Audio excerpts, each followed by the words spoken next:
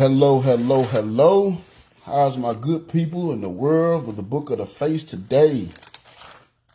Now, I know y'all probably clicking on here like, man, where in the heck is this guy at? We're on location today, so to speak. I'm in a different place, actually hanging out with a good friend of mine tonight. And I told him, hey, I can come over, but I got to get this work in. I got to talk to my people about 7 o'clock. And he agreed, so I am here. We're taking a break. How you doing, Miss Alicia? Appreciate you being here as always. I know you said you was tired. I didn't know if you was going to make it in tonight, but I'm glad you did. I appreciate you being here and anybody else that's watching. So, again, I'm over here at a buddy's mine house, so this is what we're going to do it at tonight. I'm going to try to keep it short, but y'all know how I get down. Every time I say I'm trying to keep it short, it goes long, so I ain't going to even lie to you.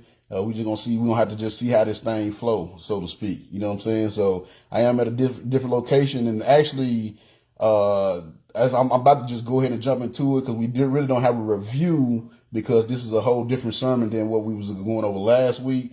And it's actually going to explain why I'm at where I'm at. And it actually kind of goes into the sermon and into the story.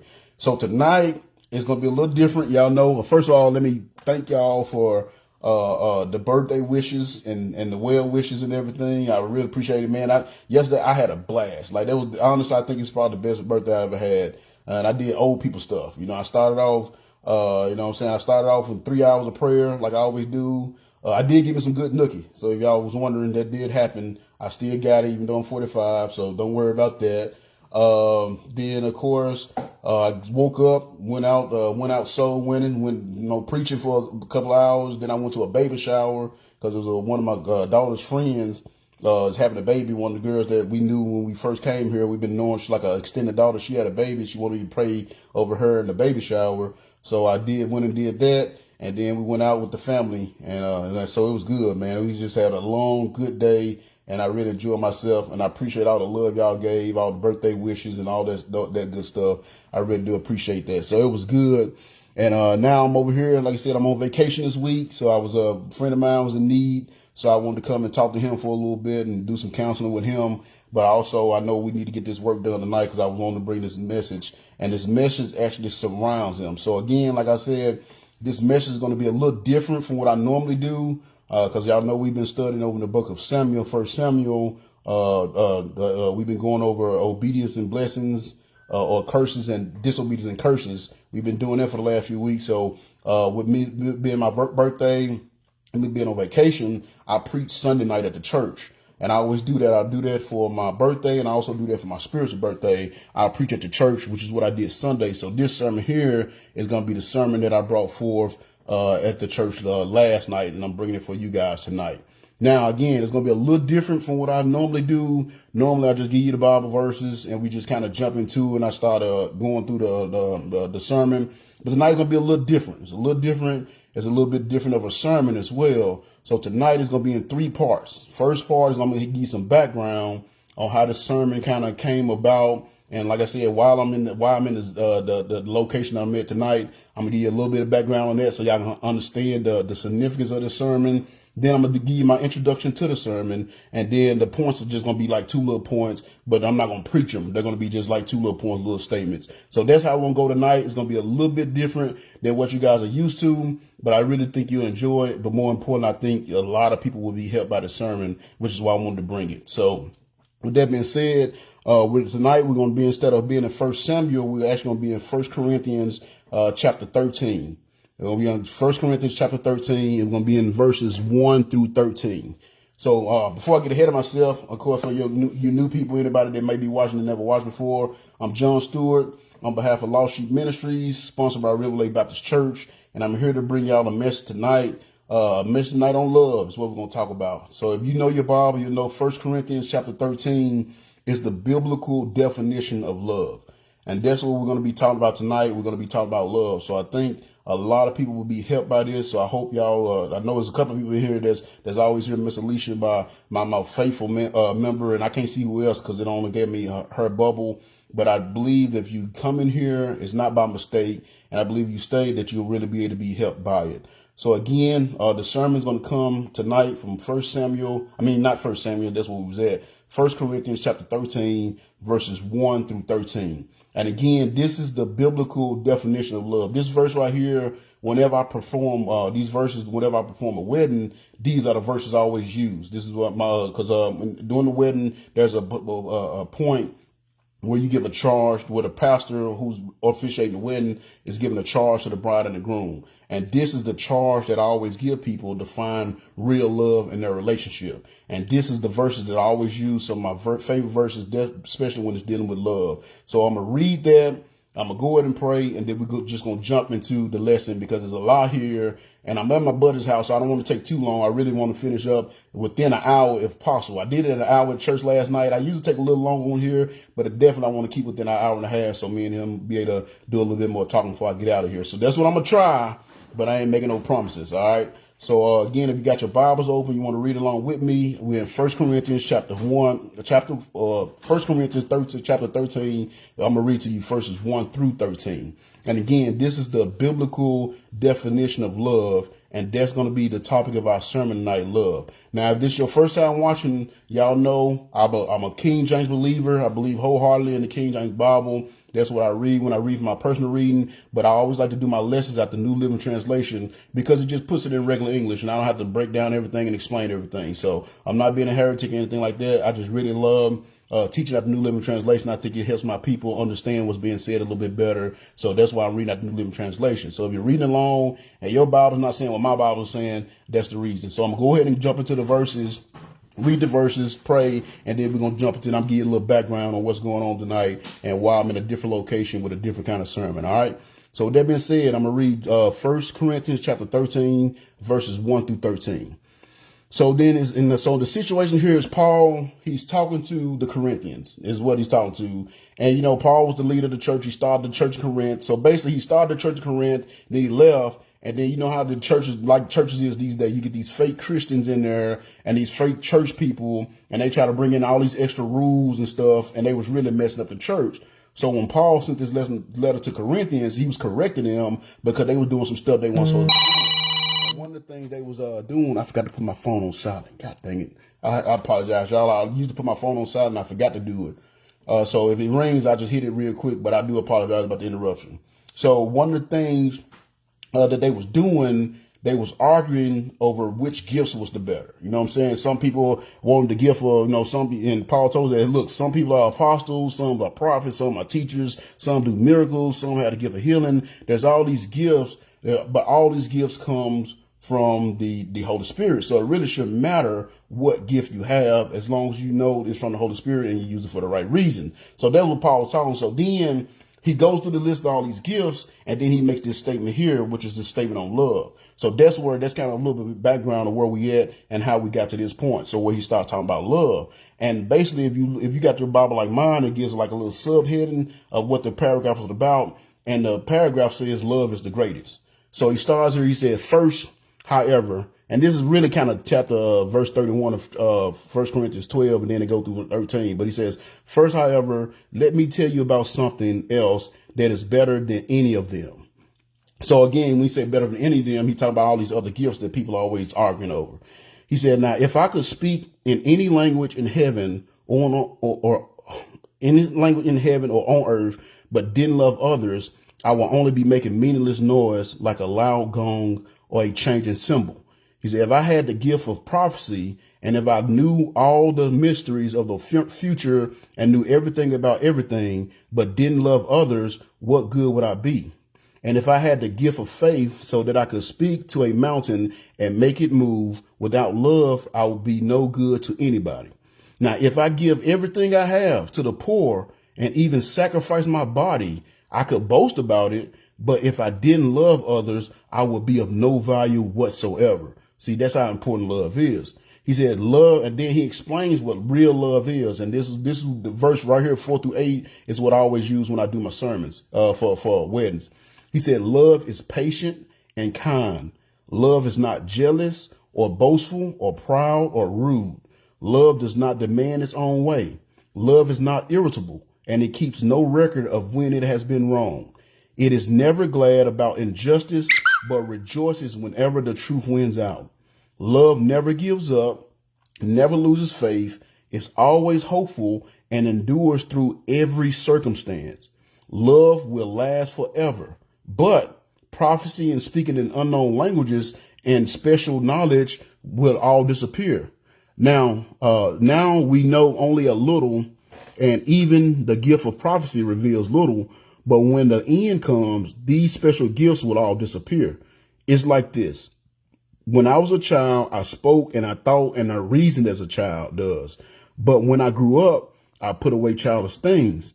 Now we see things imperfectly as in a poor mirror, but then we will see everything with perfect clarity. All that I know now is partial and incomplete, but then I will know everything completely, just as God knows me now. There are three things that would endure: faith, hope, and love. And the greatest of these is love. That's a bold statement right there. That's a bold statement. We're going to get into that. So that's going to be our text verse tonight. That's what I'm going to preach out of. And I'm going to preach out of what truly is love. So with that being said, I'm going to go ahead and pray so we can jump to this lesson. All right. Dear Lord, Heavenly Father, thank you so much for watching over us today. I thank you so much for this wonderful week of vacation I have, so I can hopefully get some rest. But more importantly, Lord, I thank you for giving me 45 years on this earth of getting to do the work that you have for me to do, Lord. I haven't worked for you the entire time, but I have put forth a full effort for the last 20 years, Lord. And you've really used me in a mighty way. You've given me this ministry to lead people in the right direction, to try to lead people closer to you. And I'm so grateful for the work that you allow me to do, the impact I've been able to have on people's lives. And I thank you for giving the opportunity to possibly be able to impact people's lives today. This is a message you gave to me in an unusual way. It's not the usual way I get my messages, which is why I'm so excited about it. And I pray that this message will really help those that's kind of suffering from love right now, Lord. And that's the whole intention of the message, to help people understand why the suffering comes with the love. So, Lord, I pray you send your spirit down upon me as I bring these words forward. Help me share this wisdom with the people, share the words that they need so they may do some healing, Lord. And I pray you also send your spirit down upon the hearts of the people that hears this message, whether they watch it live or they watch it later on. I pray you send your spirit upon their heart to open their heart up to love and to your love more specifically, Lord, so they may be able to live a life that's productive and to maybe do the things that you made for them to do, Lord. We thank you so much for this opportunity as always. Thank you for giving us this chance to come to you freely. And I pray that your spirit guide this session, that somebody may be touched by these words tonight and they may open their hearts up to your love at the end of this sermon. We love you so very much. Thank you for this opportunity. Say this prayer in your wonderful son, Jesus' name. Amen. All right. So again, y'all, we're going to be talking about love tonight. If y'all saw the announcement I put on Facebook, or the post I put on Facebook, is called "Why Do Fools Fall in Love?" So that's what we're gonna be talking about tonight. So again, like I said, I'm gonna do a little different. So now I got to give you a little bit of background. What's going on? Why I'm in this weird? Y'all see this weird background right now. This weird lighting. I'm trying to work on the lighting, but this is the lighting in the place we at is kind of dark, and I need to be able to read. So y'all saw I was messing up on my reading, so I got to have this light right here. So I apologize about the glare, plus the glare off my big bald head. It might blind you because I just shined it up this weekend. So my bad about that. But I do want to start off for y'all to understand this lesson, the significance behind this lesson, and what's going on. I want to give y'all a little background on what's going on.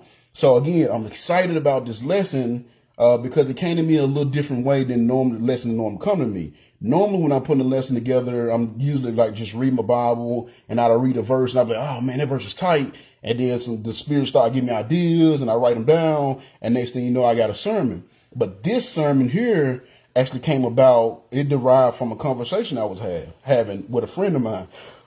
Excuse me, y'all. I'm sorry, I ate a little bit ago, so now I'm about to get the burping and gas stuff coming up. I apologize. I usually don't eat right before this, but I was, like I said, hanging out with my friends, so my routine's a little different. So anyway, so this past Thursday, I was counseling a very close friend of mine. I got a very close friend of mine, and he was having some problems, some relationship problems. So I was giving him some counseling, and in the midst of me giving him, some counseling and some pointers and trying to give him some advice, we was having this conversation, and that's what led to this sermon. Now, the funny part is, like I said, I usually always take a vacation during my birthday or my spiritual birthday, and I do a sermon that Sunday night of my first Sunday of my vacation. And normally when I get close to the sermon, I usually already kind of have an idea of what I'm going to preach about, and I usually have some ideas together, but I didn't. And this was like Wednesday, it was like Thursday, and I still didn't have no clue on what I was going to preach about or which direction I was going to go in. So I was kind of getting a little nervous because I didn't know which direction I was going to go in. So Wednesday night, I was actually praying like, Lord, Spirit, I don't know what's going on. Normally I usually have a sermon together by now, and I don't have nothing. So, man, you need to send me something. Send me anything, because I was getting nervous because I had already told the pastor I was going to preach something tonight, and I really didn't have anything to preach. So I'll be darned. That's how God worked. The very next day, very next morning, I was at work, and my buddy hit me up, and you know what I'm saying, and started telling me that, you know, about some, which I already knew kind of what he was going through. But the things that he went through Wednesday, it kind of Wednesday evening kind of heightened the situation.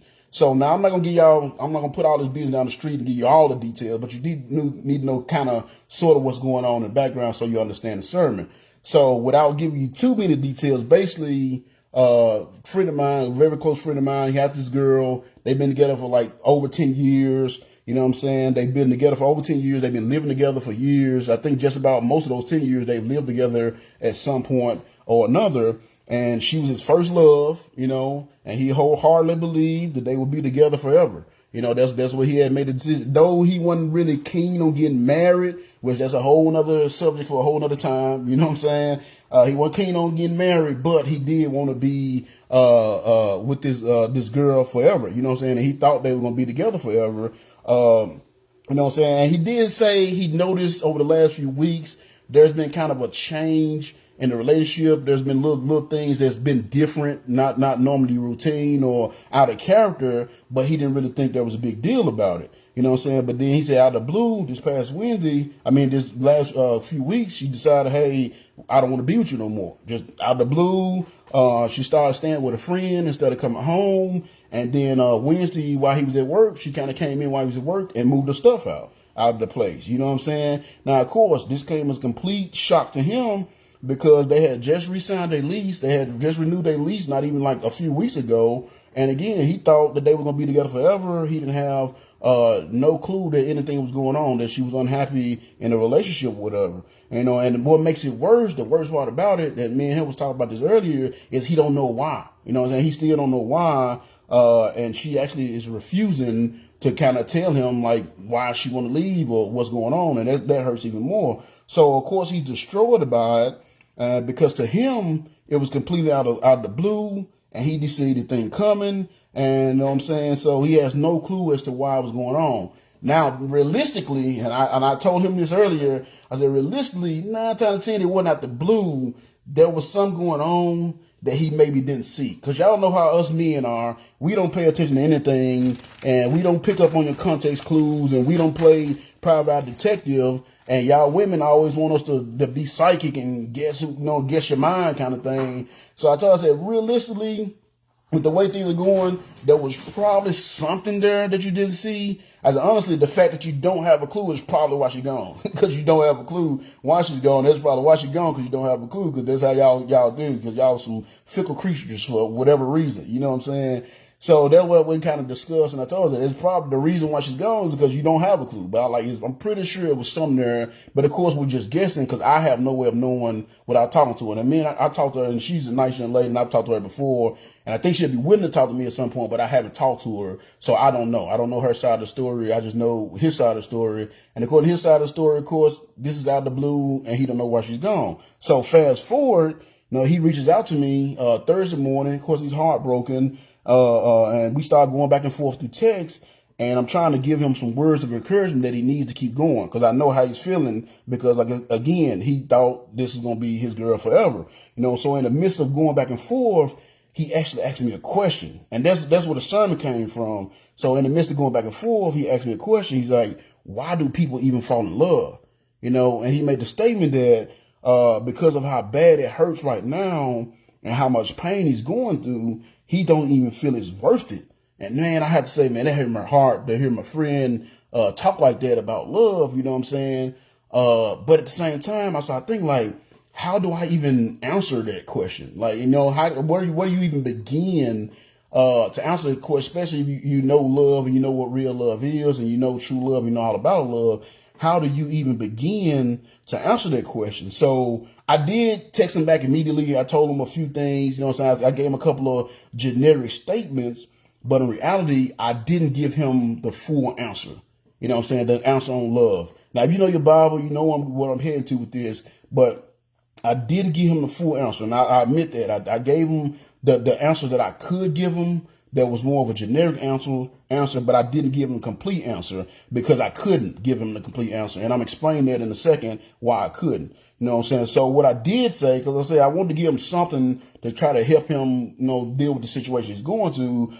So what I did say, I said, well, man, the reason why people fall in love is because we're meant to fall in love. You know what I'm saying? Which we are, and I told him the reason why he's hurt so much because we're meant to fall in love, but we're not meant to fall out of love. Especially if you get into the Bible, you'll see that you're meant to fall in love, definitely, but you're not meant to fall out of love. So that's why, because we're not meant to fall out of love, that's why a breakup like this hurts so much, because it was never meant to be. It was like, it was really supposed to be forever if it was true love. You know what I'm saying? And then I also told him, I said, look, even though I know you're hurting right now, and I know it's painful, and I know it feels like your heart's been pulled out and stomped on, that's way better than never experiencing love at all. You know what I'm saying? It's better to have experienced love and have to deal with this pain, because I'm telling you something, if you live this life and you've never truly experienced love, that is a miserable existence. To live this life, this whole earth, live on your earth, your whole life and never experience love, that would be a miserable existence, because again, we're meant to love. And not only that, I believe, me personally, I think that's how serial killers are made. like it's just a whole lot of niggas out there that never got love. So they're like, well, nobody love me, I'm just going to kill everybody. You know what I'm saying? So that's how I think serial killers are made. So love is very vital. You know what I'm saying? It's vital that we have love in this world. And that's why people fall in love, because we're meant to. Now, both of those statements are true. You know what I'm saying? Both of those statements are true. I think I gave him good advice based on what I could, tell him. Both of those statements are true. Those are good statements. But if you know the word at all, you know the word of God at all, if you're familiar with the Bible at all, you know that that's not the complete truth. You know what I'm saying? So you might be asking, well, Brother John, if you know the Bible and this stuff, and you're always preaching to folks, why didn't you tell them the complete truth? And so I'm going to give you the background on why I couldn't give him the complete truth. Because you might be asking, well, why didn't you give him the complete truth if you know the complete truth? And that's where it gets a little tricky. And that's how the sermon actually came about, because I couldn't. So the reason I couldn't give this guy, and I'm going to give you a little bit of background on our me and his relationship, and the reason why I couldn't give him the full truth about love is because I love him to death. He's my brother, but he's a non-believer. You know what I'm saying? So he's not only a non-believer, he don't believe in God at all. And he says he believes in science, and because he believes in science, he don't believe there's a God, because he don't believe there's evidence in science to show that there is a God. Now, again, me and this guy, we've been friends for, I think, 24 years. I know it's at least 20 years, way before 20 years. I think about 24 years. I met him when he was 16. He's 40 now. So right about 24 years, you know what I'm saying? Me and this guy's been friends. And the Bible talks about, the Bible talks about having a friend that's closer than a brother. And that's that's what he is to me. I have several of them, but he's one of them. I have several friends that to me are closer than my brother is, definitely closer than my brother is. But, so the Bible talks about having a friend or a person in your life that's closer to you than a brother. And that's the kind of relationship we have. So like I said, I care about him dearly, almost like he's my own son, even though we're only like 4 years apart. But we are very close. You know what I'm saying? So we are very close. And he's actually a part of my testimony. Y'all have heard me talk about him before. I've never mentioned his name. I won't mention his name tonight. But if y'all heard my testimony, I talk about the young guy that was staying with me that told his mom that I couldn't buy my kids Christmas presents, and his mom bought my kids Christmas presents. This is that guy. So he's the one I'm talking about. So like I said, we got a long history together. We spent a lot of time together over the years. I love him dearly. You know what I'm saying? So I really wanted to be able to help him, but I kind of couldn't because of his belief. Now, in our relationship, there's always been this unspoken agreement. You know what I'm saying? He knows how I feel about Jesus. You know what I'm saying? Of course, y'all know I talk about that at the end of everybody. He knows how I feel about Jesus, but I also know how he feels about Jesus, and he don't feel the same way I do. So I've never tried to push Jesus on him. You know what I'm saying? I've never tried to push Jesus on him. He's never tried to push atheism on me. Matter of fact, when we get together, we don't really even talk about God. We just talk about, life kind of thing. Now, of course, y'all know me. I've definitely brought it up before. I asked him about it. We've discussed in short, never a really long, detailed discussion.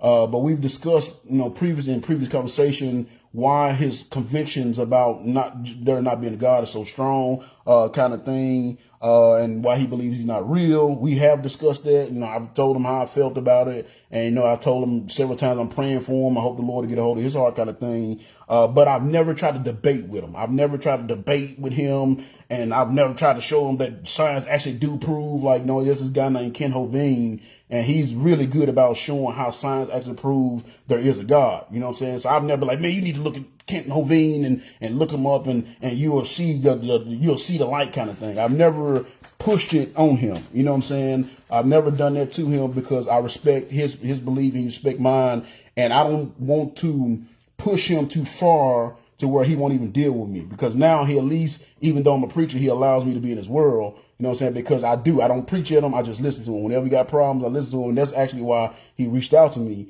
And it's kind of weird because our whole relationship, like I said, we got a long relationship. We've been together for 20 years.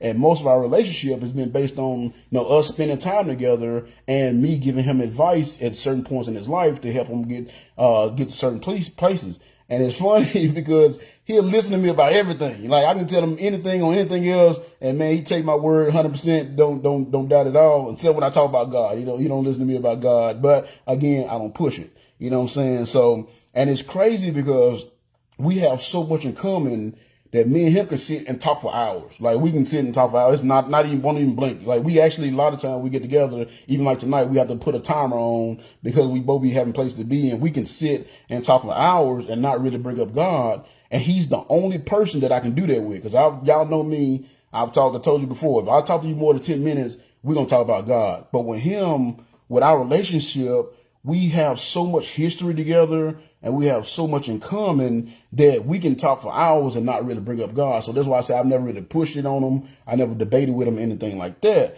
You know what I'm saying? So with all that being said, when he asked me that question, I was actually kind of stuck.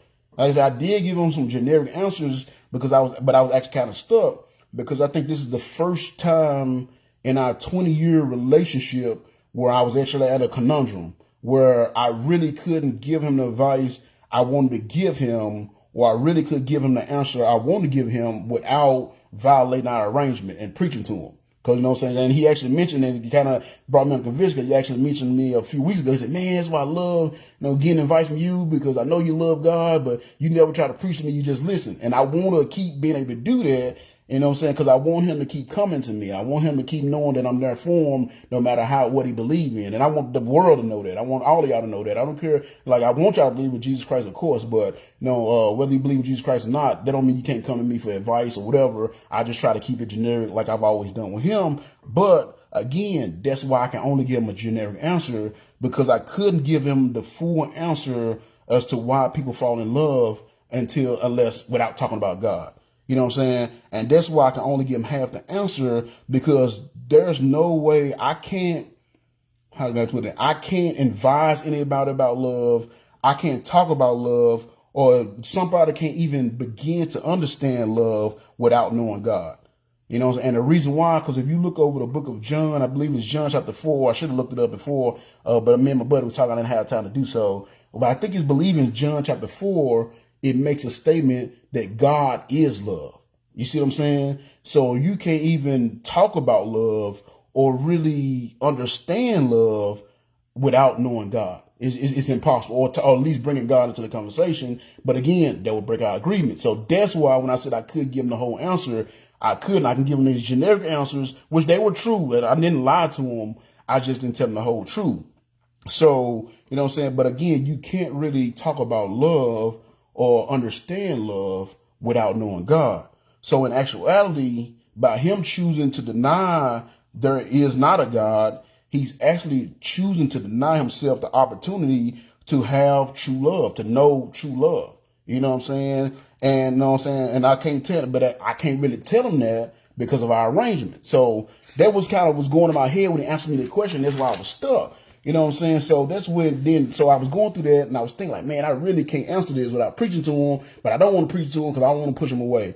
So then that's when it hit me, you know what I'm saying? What if I did want to tell him the whole truth? What if I did really want to tell him why do people fall in love? What if I did want to preach a sermon to him about, preach to him and tell him the whole truth? It would definitely be a sermon. Like, what if I did want to tell him the whole truth about why people fall in love? And then that's when it hit me like, okay, what if I put together a sermon discussing how God and discussing God and the comparison of God and love? What would it sound like if I put together a sermon and I was wanted to just preach to him theoretically, and I put together a sermon talking about God and love? What would it sound like? And that's when, like I told y'all, the Spirit hadn't gave me nothing yet, you know what I'm saying? But that Thursday morning when I was talking to him, that's when it finally hit me. The Spirit like, why don't you do that? Why don't you put together a sermon and preach that Sunday night at the church about no love, and then you can preach it on Facebook Monday. You know what I'm saying? So that's what I did. I started those ideas, and then immediately ideas started flowing through my head, and I was still kind of hesitant about it, like, man, maybe not. I don't think this is the way I'm gonna want to go. That's not what I intended on preaching, and I was gonna go in another direction. But that's what it came up. So that's why tonight's topic is, why do fools fall in love? That's why the night of the sermon is why do fools fall in love? Because that's what the thought, like, why do people fall in love? And again, you can't really understand that until you understand really what love is. And then you understand why people fall in love and why it's worth it. So my idea, and when I was thinking, I was like, you know what? I can put together this, the sermon, and then, do it on Sunday night at the church. And then Monday night, which is what I'm doing right here with y'all, I can do it on Facebook. And like, hopefully, maybe sometime down the road, maybe I can possibly get my friend to watch the video. I ain't gonna force it to him, but maybe I can get him to watch it, and then it'll help him. You know what I'm saying? Because that's my intention of writing, is to help him out. You know what I'm saying? Help him and anybody else that's hurt from love right now. But God is awesome, man. God is so awesome that as I was putting this together, hoping in maybe some way, someday, that he'll hear it, you know what I'm saying? And me and him were going back and forth when I was putting this together. He actually reached out to me, and he said, hey, man, I might have to move soon. I might have to move Monday because of this lease and all this stuff. Is it possible you can come by to help out? So what I did was I jokingly said, no, he's like, well, sometime next week, because I was on vacation. So I was jokingly actually, I said, well, no, I gave him some dates that I was available because I didn't know when my birthday, I had all kind of stuff. But one day I told him I could come by Friday, which was the very next day. I said I could either come by Friday or Monday or Thursday. And I told him, now if I come by Monday, I got to do my Facebook Live. Still got to talk to my people on Monday because I got that set. I said, so I can come by Monday, but I will have to take a break at some point so I can do my Facebook Live about 7 o'clock. And I was expecting, like I said, he don't like hearing preaching, he don't like God. So I like, he definitely ain't gonna pick Monday, so it either be Friday or Thursday. Well, Lord, to my surprise, he said, man, come by Monday. And I'm like, what? And I had to say it to myself before I started putting this lesson together. I said, well, if he say Monday, then that's going to be my confirmation that God definitely want me to do this lesson on love. So when he texted me back, he said, man, just come through Monday. You know what I'm saying? Because he's off Monday, so it just worked out. He's off Monday, so he said, just come on through Monday. So I like, bet, that's it. You know what I'm saying? So you know what I'm saying? So I like, well, I just come by Monday. So I say all that the background and say, that's where I'm at. I'm at his apartment right now. And I don't even have to wait for him to watch the video later on because he's hearing me do it. So he's right over there to the right. So if y'all see a little white hand come over here and pop me upside my head for whatever reason, don't be alarmed. That's my buddy. You know what I'm saying? They ain't master telling me to get back to work. That's my buddy. And you know what I'm saying? I'm over there. So it might be a little awkward because I'm gonna put the whole truth out there. But my thinking was, it's a loophole around our relationship. So I get to preach to him without preaching to him. I'm actually preaching y'all, but he's hearing, so it's working out perfectly. You know what I'm saying? So I'm hoping, because of the lesson that God gave me, that it'll work out, you know what I'm saying? And he can get some help from it, and y'all will be helped by it as well. So again, I wrote this sermon with him in mind. So it is a million different ways, especially talking about love and God is love. There's a million different ways I could have went. There's a million different sermons that can come out of here, and y'all can see that I can go in the direction because y'all know how I am. But I'm not going to get deep into it. I'm not going to get deep into the woods on love and and the acts of love and how to know God loves us. I'm not going to do that. It's really just going to be a brief overview of love and what love is, and try to hopefully have a good understanding of what love is and why people fall in love. So that's the background. That's where I'm at, Again, I'm over here at my buddy's apartment. He's right there listening to me. So y'all know me. I give everything 100%. Now, again, I kind of hold back on him because, that's our agreement. But I think this is one time where I think it'll be acceptable to break that agreement. And I think it'll really help him if he hear what I have to say about love. But again, everything I'm saying is based on the word of God. And that's why I couldn't really say it to him, because I've never done that for him. So that's why. So with that being said, now let's get back to the question that he asked me. Why do fools fall in love? You know what I'm saying? Why do people fall in love? Now, I chose the type of why do fools fall in love. I think it was a movie called that, and it was about Frankenlemon, I believe, one of the groups back in the day. I never watched it. I've seen previews for the movie. I never watched it, but it was called Why Do Fools Fall in Love? So why do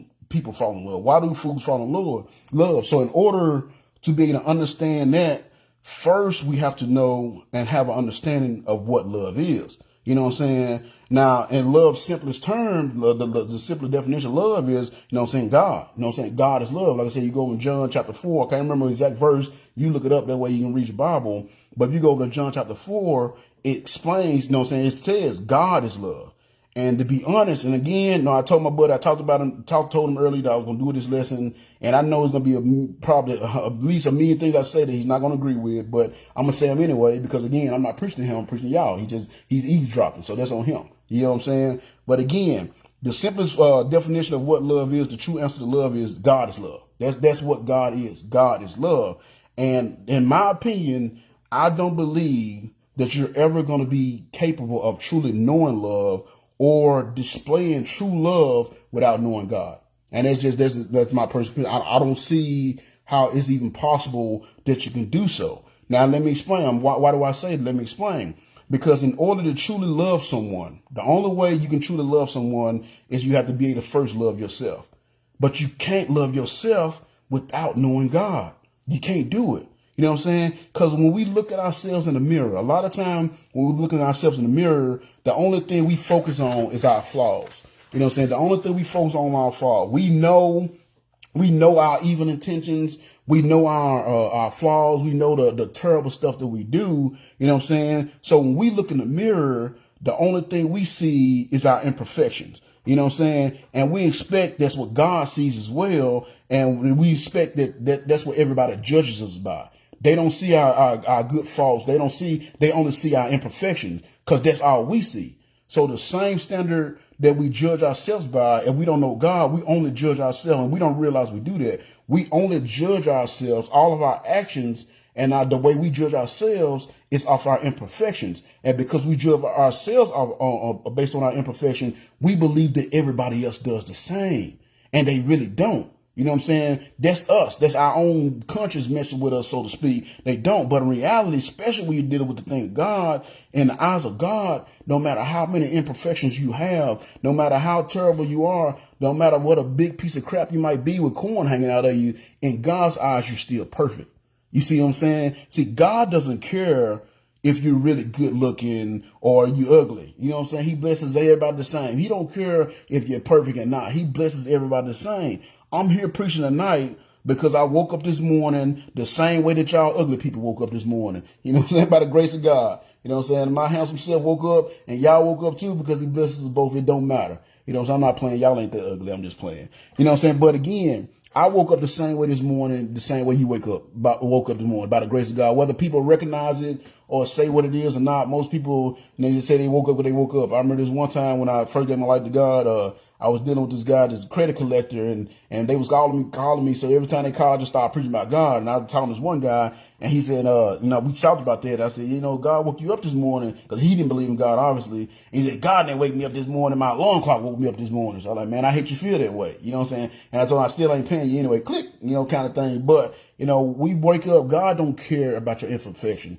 He blesses the evil people just like he blesses the good people. I've never looked out and saw it was raining, and it was raining on one field because the person was a good person, and it wasn't raining on the other field because the person was a bad person. It rains on everybody's field. God don't look at our imperfections. We do. And because we look at our imperfections first, we assume that everybody else does the same thing. You know what I'm saying? And because of that, because we don't really know the love of God, because we don't really see ourselves the way God sees us, which is as perfect. He made us exactly how he wants us to be. Whether you believe you're ugly or not, God made you perfect in his eyes. And because you can't see yourself the way God see you, you see yourself as being imperfect. You know what I'm saying? And without knowing God, you will only ever focus on your flaws. You know what I'm saying? And because you only ever focus on your flaws, what end up happening, you end up hating yourself because you know what a piece of crap you are. You know what I'm saying? So you end up hating yourself. And I remember before 20 years ago, I used to hate myself. Matter of fact, me and my friend, we was having a conversation one day.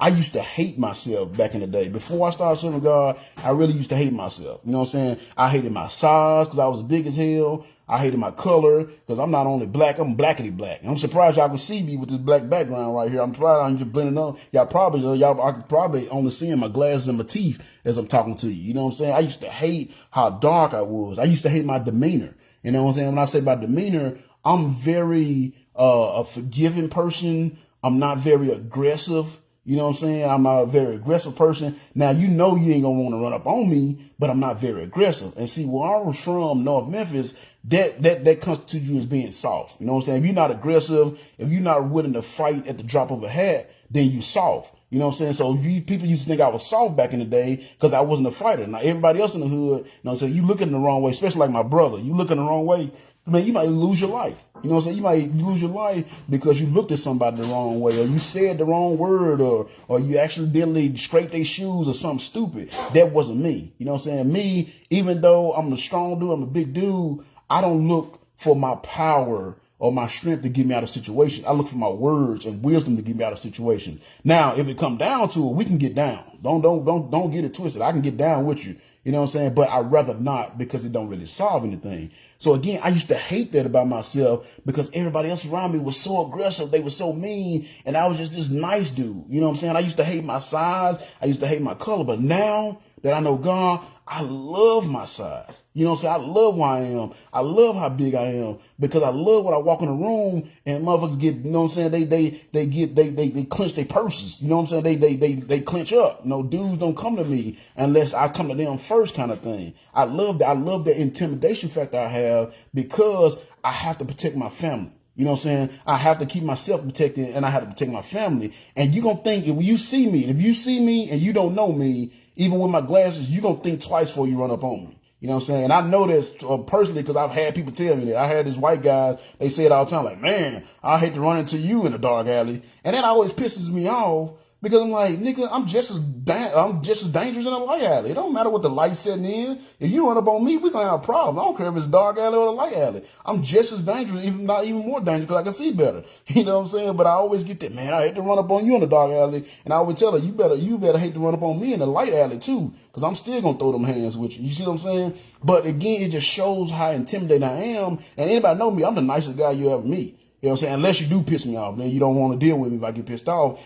But it's very hard for me to get pissed off. And that's why I was always considered soft in the hood because I wasn't pissed off at the drop of a hat. You know what I'm saying? But that always come with love. You know what I'm saying? Love, it's because of the love I have in my heart for people is the reason why I don't get pissed off so easily. You see what I'm saying? So again, I used to hate that about myself. I used to hate my color. But now that I serve God, I absolutely love that. I love the size that I have because when I go preaching to people, they see that my strength don't come from my muscles. It comes from my love of God in my heart. So they're willing to listen. I don't try to intimidate people. I don't try to force people into believing in God like the Muslim do. You know what I'm saying? I just tell people what God has done for me. I just tell them how I live my life with God and how God blesses me. And that's what I do. You see what I'm saying? So I love that. And the same with my ministry. Like I said, that was what my buddy told me. He's like, man, that's why I love you. You don't preach to me. You don't try because I'm not aggressive. Now, there are some Christian people, they just get on you. Well, you need to, get in the only way you're going to learn love if you get into God and all that. No, I'm going to say it, you know what I'm saying? But I'm not going to force you to do anything.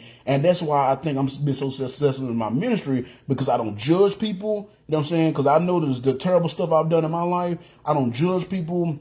I don't put you down. I don't say you're a piece of crap because you did this and that and that. Because I remember my piece of crap days. I don't do those things. So because I don't do those things, I don't project it on anybody else, and it's made my ministry success. So the things that I used to hate about myself when I was younger, before I really knew God, I now love about myself, because I realized it has made me a unique individual, and it has allowed me to do the work that God has me to do. And see, that's what you got to understand. Whenever God created you, however the way he created you, whether you think you're a weirdo or whatever, he created you like that for a reason, because there's a particular type of people that you can go reach. There's a particular type of people that I can go reach that you're not going to be able to reach, because you're not as unique as I am. And every single person is made with their own unique traits. And once you understand that, you realize that, hey, you might be a weirdo to the world. You might be a weirdo to girls. You might be a weirdo to guys. But to God, you're perfect, because he made you exactly how he wants you to be, so you can do the work that he has for you to do. But again, that's not something you would know if you don't know God. So that's why a lot of times when we have these little weird things about ourselves, or we have these little weird way of thinking, and we think we're weirdos, we hate ourselves because we don't really know God. We don't realize, yes, we might be weird to the world, but we're not weird to God. We're perfect. You know what I'm saying? So just keep focusing on God, and these other people, they'll work themselves out. You know what I'm saying? But that's only something you will know if you have a relationship with God. So again, until you know God, I don't believe until you know God, you will ever truly be able to know love. Now, again, there's going to be a lot of people that's going to probably disagree with me. You know what I'm saying? I'm sure my partner, he like I said, he's listening. He probably like, oh, hell no, I don't know what he's talking about. I've known long before, and in reality, he hasn't. You know what I'm saying? Now, he's experienced something that's similar to love, but I don't believe it's really love. See, what most people call love these days is not really love. You know what I'm saying? Most of it is just lust. You know what I'm saying? There's like, man, that chick's hot. I want to put my penis in her. So, you know what I'm saying? I'm going to do whatever I can to put my penis in her and deal with her craziness. That's all we want to do. You know what I'm saying? Most people, it's just lust. You know what I'm saying? And some of it is just because you're in a relationship that's very comfortable for you. You know what I'm saying? You're comfortable in the relationship. You're convenient in the relationship. The relationship is comfortable. It's convenient for you. It checks all your boxes. Hey, man, this person does this, that, this. And I like doing this, that, and that. So it checks all the boxes, but it's not really love. It's just comfortable and convenient. So that's what most relationships is these days in this world. It's comfortable, convenient, or lustful. It's not truly love. So that's why it's so easy for somebody to be in this long relationship, whether it's marriage or whatever, and then all of a sudden they divorce. You know what I'm saying? Out of the blue, like, man, we've been together, you know what I'm saying? Like, he's been together for 10 years. I had a situation where I just got fired for my job. I had been there for 10 years, and the company just cut me loose. Why? Because the company don't love me. You know what I'm saying? I was a worker. I was a number. I can be easily replaced. You see what I'm saying? So that's why you got the divorce rate is over 50%. You know what I'm saying? Because there's no love in these relationships anymore. They're just convenience and comfortability and lust. There's no true love in those relationships. You know what I'm saying? And like I said, if anything, most relationships that we have today, most relationships you see today are what you call a symbiotic relationship. You know what I'm saying? That's what most people are in. They're in a symbiotic relationship. So I know that sounds like a big word. And trust me, y'all, I didn't come up with that. I did come up with that. But I did have to Google the definition. I kind of knew what it means, but I want to give y'all a actual definition. So the definition for a symbiotic relationship is a relationship in which two different species, or in this case, two different genders, because there's only two. I know the world and went crazy out of their freaking minds, and they got like 3,000 of them now. But in reality, there's only two genders. So in this situation, where two different genders interact with each other, and in some cases, they totally rely on one another for survival. That's what a symbiotic relationship is, and that's what most relationships are today. They are symbiotic relationships. There are two people like, man, hey, we down here on this earth, we're struggling, let's struggle together and have each other back to make it easy on each other. So that's what most relationships are. So what happens when one of the people in those relationships all of a sudden come to the realization, like, you know what, I maybe don't need this person for survival. I thought I needed this person for my happiness. I thought I needed this person for my well-being. I thought I needed this person for my survival, but I really don't. So what happened once one person, it don't have to be both people, just be one. What happens when one of those people come to their realization in their relationship? They leave. They break up. You know what I'm saying? They divorce. You know what I'm saying? And the reason why, because it never was really love. It was only a symbiotic relationship. We was convenient. We was comfortable for each other at the time, but we never really was in love. We just had a mutual agreement. We had a mutual agreement that we're both struggling and this will work out for us. So we're going to be in this together. We got each other back. You know what I'm saying? But that's not love. You know what I'm saying? I'm going to tell you how I know it's not love, because I'm going to explain to you what love really is. See, the only way you can understand what love really is, and this is why I said again, this is why I go back to say why I couldn't tell my buddy the whole reason why this was able to happen, because you got to understand what love really is. And the only way you can understand what love really is to go to the Bible. You know what I'm saying? That's the word of God. He don't read the word of God. So again, I couldn't have this conversation. So I'm having this conversation with y'all. And you know what I'm saying? Through having it with y'all, I'm kind of having it with him, because I will never go to him directly like this, because I respect our relationship. I don't want to push him away. You see what I'm saying? So again, the only way you can really understand what love is to go to the Bible. And that's why I had y'all read 1 Corinthians 13, because you notice it said what love really is. And I'm going to read this little portion in verses 4 through 8, because that's the one I want to focus on. It says, again, I'm going to read it to you again before I get into this. It says, love is patient and kind. Love is not jealous or boastful or proud or rude. Love does not demand its own way. Love is not irritable, and it keeps no record of when it has been wrong. It is never glad about injustice, but rejoices whenever the truth wins out. Love never gives up. Love never loses faith. It's always hopeful and endures through every circumstance. Love will last forever. See what I'm saying? So if you did break up or whatever, that wasn't really love, because love lasts forever. There is no breaking up. There is no divorce in love. So if you've ever been divorced, you've ever had a nasty breakup or whatever, then you just got to know you guys weren't truly in love. You were just in a symbiotic relationship. And again, I know a lot of people going to disagree, but I'm going to show you what I'm talking about right here. Let me get some of this high quality H2O. And I'm going to get into it, because again, we look right here, and that's verses 4 through 8 explained. Then the last one, it says, and I love this verse because they're so deep, you got to understand. And in verse 13, it says, there are 3 things that will endure. In other words, there are 3 things in this world that will last forever: faith, hope, and love. And love is the greatest of these. You see what I'm saying? Love is the greatest thing that we can ever experience on this earth. And that's why I told my buddy, yes, man, it might hurt, but you will live a miserable existence if you never experience love. But it has to be true love. So what is true love? That's what it just told us. Love is, first thing it said love is patient. You see what it said love is patient. So if you find yourself not being patient with the other person, you know what I'm saying, giving them some grace for their flaws, then guess what? You've never been in love.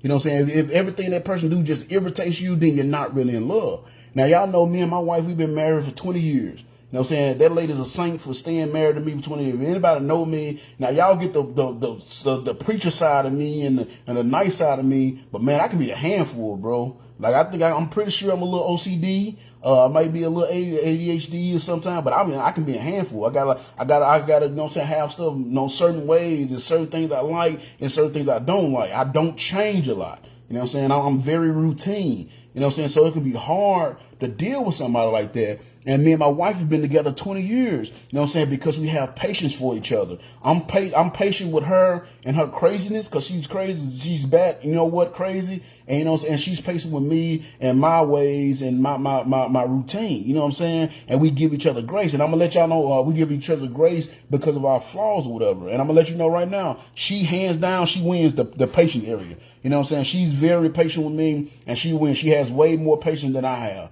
You know what I'm saying? And it's funny how God works, because now she's been, for these 20 years we've been together, she's been very patient with me, working with me, helping me, supporting me in everything I do. And now, because of her illness that she's been having since July the 26th, I'm in a position where I have to be situation where I have to be patient with her. You know what I'm saying? And like I said, I'm gonna let y'all know, hands down, she got the patience thing, because I can't do it. Thank God I got my oldest daughter. She's like the mom of the family anyway. So she's really kind of stepped in to take care of my wife, take care of the house, and do all the cooking and stuff, because I'm a grinder. I have to grind. I can't stop what I'm doing. There's too many people depending on me. Not only my family, but you guys. It's too many people depending on me for me to stop everything I'm doing to take care of her. Now, and I know that sounds horrible, but that's the truth. You know what I'm saying? I got to work. I got to continue to provide for the family, because she hasn't been able to work in a month. So I can't stop for her. But on the other hand, if it was the other way around, she would stop everything for me. You see what I'm saying? So that's why I say I give it to her. That's why our relationship works. She has that patience. You know what I'm saying? And that's why, you know, so I say if you're not giving each other grace for your flaws, then you're not really in love, because you're not being patient with each other. I actually had a situation just happen with one of my youngest daughter. we really just had a big fight for the last few weeks. Really, it's been kind of building up. And we finally kind of had a knockdown, drag out situation happen. I mean, it was bad. I mean, she had to go to therapy and all kind of stuff. Like, I mean, it was some stuff that was coming out that I didn't even know, how she felt about me, how I felt about her. I mean, it was pretty bad. And it's because me and her are just alike. You know, so we are just alike. We have high expectation for people, and I have a high expectation for her as a daughter, and she has high expectations for me as a dad. So when I was messing up, it was just blowing up. And when she was messing up, I would just blow up, and we would just blow up on each other. And then finally, we had this conversation a few weeks ago, and the family kind of got involved. And my middle son, who has autism, he kind of interjected, and he said it. You know what I'm saying? We brought up tonight. He said, Dad, he said, you know what y'all problem is? He said, y'all not being patient with each other. And I'm like, what do you mean? He said, y'all are not allowing each other grace for y'all flaws. Both of y'all have so much high expectation for each other that when either one of y'all mess up, it's a big deal. And it really is not that. And that's what it was. Like, anything I said to her just became a big deal. Anything she said to me became a big deal. And we was always reading extra into it. And she was thinking I was being mean for her for no reason. And I was thinking she was being a terrible daughter for no reason. And I mean, it was bad. Like, she had to, like I said, I had to take her to counseling a few weeks back. You know what I'm saying? It was pretty bad. And really, it was just a miscommunication. I realized everything that I was saying, she was taking it the wrong way, and she was taking it as me being hard on her, and I was doing everything she was saying. I was taking her husband being rebellious and being disrespectful, and it wasn't that at all. And the reason why, we wasn't being patient with each other. We wasn't allowing each other grace for each other's flaws. And when my son said that, we realized that, and that was about a week and a half ago, and this last week and a half has been great. It really has been great. I hope it stay like this. Now, it could be just a euphoria from having the conversation, but it really has. I've seen the last week and a half, our relationship really has changed because now we're being more patient with each other. Shoot, I told you I'm birthed from my 8. So because we're being more patient with each other. So again, to go back to what I was talking about, if you're in a relationship and you're not patient with that person, the smallest thing they do, you blow up, then guess what? That's not real love.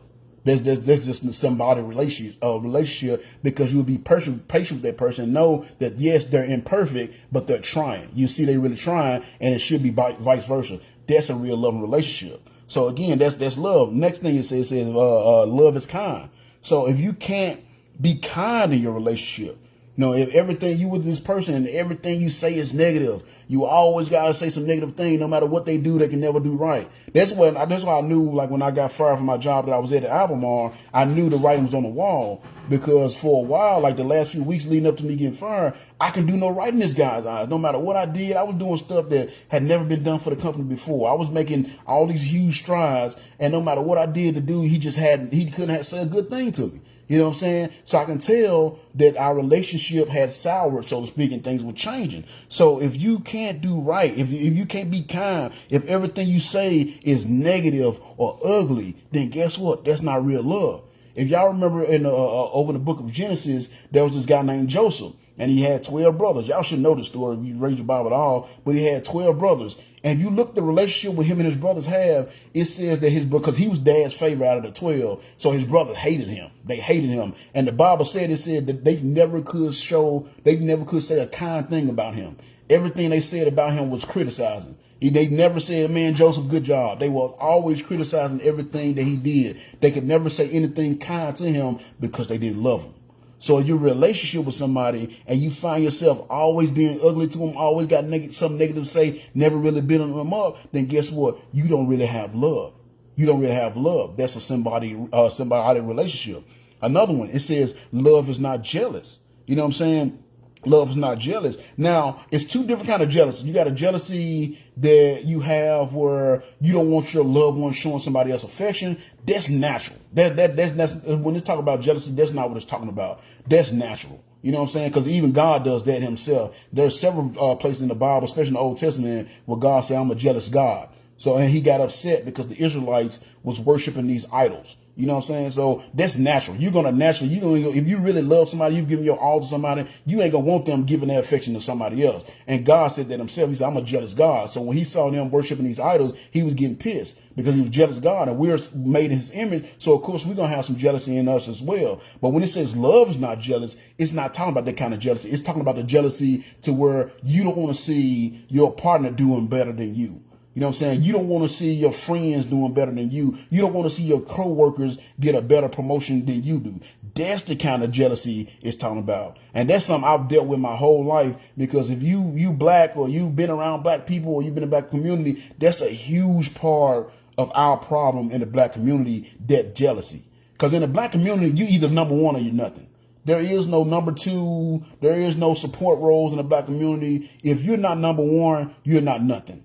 And that's just how it is in the black community. You know what I'm saying? So if you're in the black community and you're not number one, you're jealous of the guy that is number one. You know, and that's why our community suffers the way it does. That's why we can never seem to get out of this oppression or never get ahead as a people, because there's so much jealousy in our relationship. And you can see it. And people, they can get mad all they want, but that's so true. You know, even me getting out of the hood and being this successful kid and stuff, if I was to go back, because I don't let my pants hang, or I don't have goals in my mouth, I'm a square. I'm a lame. You know what I'm saying? It's a lot of jealousy in the black community, and it's a big problem in the black community. But this is the kind of jealousy it's talking about when it says love is not jealous. You know what I'm saying? It might be because you upset your wife or your girl making more money than you. She got a higher position than you. Or it could be vice versa. She's mad because you got a higher position than her. She was making the most money at first, and now you're making the most money. So now there's some tension there. You know what I'm saying? That can happen. You know what I'm saying? Or it could be a friend that you think is not smarter than you or more capable than you, and he got a better position than you. That's jealousy. See, that's not love. You don't really love that friend. You know what I'm saying? Or you can be like a situation that I be in sometimes. You can be a preacher, and you know what I'm saying, you upset because somebody got a bigger ministry than you. Now, y'all know my ministry is not huge at all. I was just telling my buddy earlier, like, I don't know where it came from, but all of a sudden for the last few weeks, I've been getting like 300 and 400 views on my videos. Normally, it's anywhere between 50 and 100. So I don't know, somehow I done weasel, the Lord has weaseled me into the algorithm where it's getting more views. But I mean, before that, I had a very small ministry. And that's why I say whatever I want to say, because I ain't worried about getting canceled, because nobody really sees it anyway. You know what I'm saying? So, but if I'm looking at like a Joel Osteen, got millions of views and all these folks, and I'm getting jealous because they got these millions of views, then that's not true love of God in my heart. I shouldn't be jealous of another man preaching because his ministry is bigger than mine, because we all supposed to have the same goal, doing the same thing. So if I do have a jealousy because his position is his ministry is bigger than mine, then that's a jealousy. Is not talking. That's not love. You see what I'm saying? And again, when God talks about jealousy, he's jealous too. And we made this in his image, so we're going to have that. You know what I'm saying? But jealousy is not a good thing to have in your heart. You know what I'm saying? If you don't want to see people succeed, if you don't want to see people succeed because you're not succeeding, then that's not real love. You know what I'm saying? I want to see everybody succeed. You know what I'm saying? Matter of fact, my buddy, like I said, I'm always trying to give him a relationship advice. I'm always trying to give him career advice. You know what I'm saying? Anything I can do to help anybody. Y'all know me. Anything I can do to help anybody get in a better position, I'm for. You know what I'm saying? You know, whenever people are like, man, I heard you're hiring. Can I put you down in the reference? Yes. You know what I'm saying? I do everything I can to get you hired. I don't care if you start making more than me. You know what I'm saying? I don't care about that. I remember being at jobs and training people, and them people were making more than me. I didn't get all bitter at them because they were making more than me. I'm glad, man. Good for you. You know, so I got to work my butt. I got to work harder. So maybe I can get that money, that kind of money, or I can get that position kind of thing. You know what I'm saying? That's because I'm not jealous. I want to see you succeed. You know what I'm saying? I want to see you succeed. So again, if there's jealousy in your heart, if you don't want to see your loved one survive without you, like if they do break up, you know what I'm saying? You should be wishing, like, man, I didn't work out with us. Man, I hope she'll find somebody else that'll treat, that fill that void that I couldn't feel. You know what I'm saying? Or I hope he finds somebody else that'll fill that void I can feel. But if you break up, like, man, I hope this B word, burn and die in hell. You know what I'm saying? I hope she get, raped by Satan every night. You know what I'm saying? If that's your feeling, then you never really love that person, because there's a jealousy there. You don't want to see that person succeed without you. And if that's the feeling you have in your heart, then you never had love for that person. Again, you was in a symbiotic relationship. You know what I'm saying? Next thing it says, love is not jealous. It says love is not boastful or proud or arrogant. You know what I'm saying? A love is not prideful. You know what I'm saying? You can't, if you're boastful and you're arrogant and prideful about your relationship, then guess what? That's not love. You know, we see that all the time. You know, how many times have you seen on Facebook where people get on Facebook and they posting their little pictures and they going on all these vacations and they are like, oh, this is my boo thing and I love her forever, and they do all this lovey-dovey, taking pictures and matching pajamas and stuff like that. You know what I'm saying? And they doing all that and post all that on Facebook. One day, and then the next day they cursing each other out and putting all their business out for the world to see and hoping each other die. See, they was proud and boastful, and that's what messed up their relationship, because they wasn't really in love. You know what I'm saying? They'd be on there wishing each other die, and I'd be like, man, hold on, I just saw them in matching pajamas just the other day. What the hell happened to the love? You know what I'm saying? But see, what happened to the love was they didn't really have love there in the first place. Now, y'all don't know. I do it, you know what I'm saying? I do the sappy post on Facebook whenever my anniversary comes around or something like that, my birthday or something like that. I do this long sappy post about my wife and how great she is, but that's not boasting. You see what I'm saying? That's love, and I only do it on special occasions. Y'all really, if you go up and down my Facebook page, outside of special occasions like birthdays or major accomplishments, something like that, only thing I post is God stuff. Only thing I post on here. I post my videos on my page, and I post on when I'm going to do a video.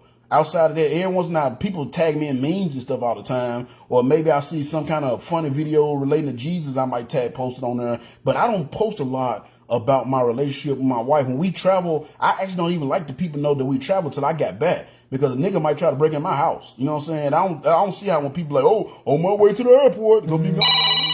Like, man, nigga, I'm about to rob you because you just told me that you ain't gonna be home. You know what I'm saying? So I don't even like to post stuff like that. You know what I'm saying? And like I said, yes, I do the long sappy post, but I'm a full disclosure. The only reason why I do that, to be honest, I do it because I know the way my wife feel good. And really, I know I'm gonna get some nasty that night. Like if I post something and it's long, sappy, I be knowing, like sometimes when I be writing the post, I be like, ooh wee, I'm gonna get some good stuff tonight. You know what I'm saying? So full disclosure, that's the only reason why I do it. Cause she be like, oh, and she love me and I get what I want. So I really benefit from it. That's the only reason why I do it. But again, that's not being arrogant. That's not bragging on my wife, so to speak. That's just lifting her up and showing the world, what a great person she is and how important she has been in my life. And again, I only do a special occasion. But if you every time you get on Facebook, you posting and you're bragging, then that's not real love. You know what I'm saying? Because love is not boastful. Love is not bragging. Love is not prideful. So again, if you got to brag on your relationship, you got to say how great this person is and all that,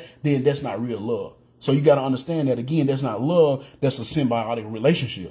You know what I'm saying? Another one, it says what? After that, it says love is kind, boastful, not proud or rude. It said love does not demand its own way. You know what I'm saying? Love is not irritable. So again, if you find yourself not being able to meet your partner halfway, you know what I'm saying? If it's a situation where it's your way or the highway, this is how I like stuff and this is how it's going to be, and there's no changing me on that. You know what I'm saying? If that's how you are with your person, if you don't love that person enough to be willing to compromise for them, especially now, you don't want to compromise on some weird stuff, some stuff that's going to make you worse.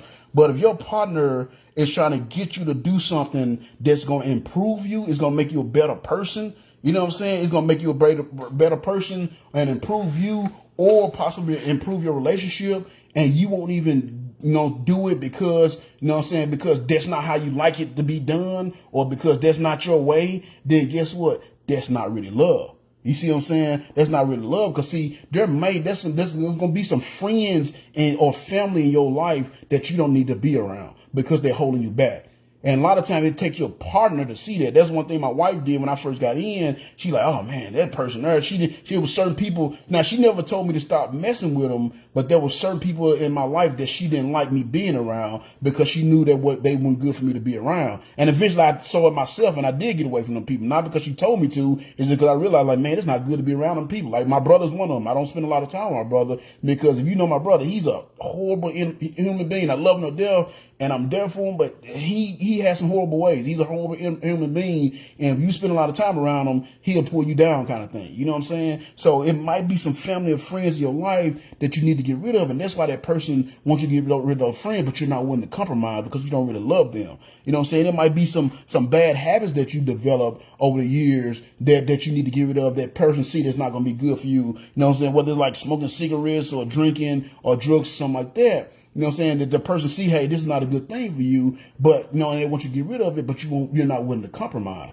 You know, I remember, again, I can only use myself for example. I remember when me and my wife got together in our younger years, and y'all know this if y'all heard my testimony on it all. You know, I used to love smoking weed. That was my thing. You know, matter of fact, me and my buddy, that's how me and him became friends, smoking weed together after work or at work or, you know what I'm saying, later on the weekends or something. I love smoking weed. Like, I was a weed smoker. I spent a lot of time and effort and, you know, smoking weed. And, you know what I'm saying? And I never realized, because of that, even as I became a professional and a chemist, how many unnecessary risks I was taking by messing with this stuff. I never really realized how many unnecessarily mistakes that the chance I was taking, because I've always been a really good worker. I've always been a good worker. If I'm nothing else, I can work my butt off. And because of that, I've never really had, except for this last time that happened, the guy just didn't like me, but I've never really had any problems with keeping jobs. I've never had anything to worry about getting fired.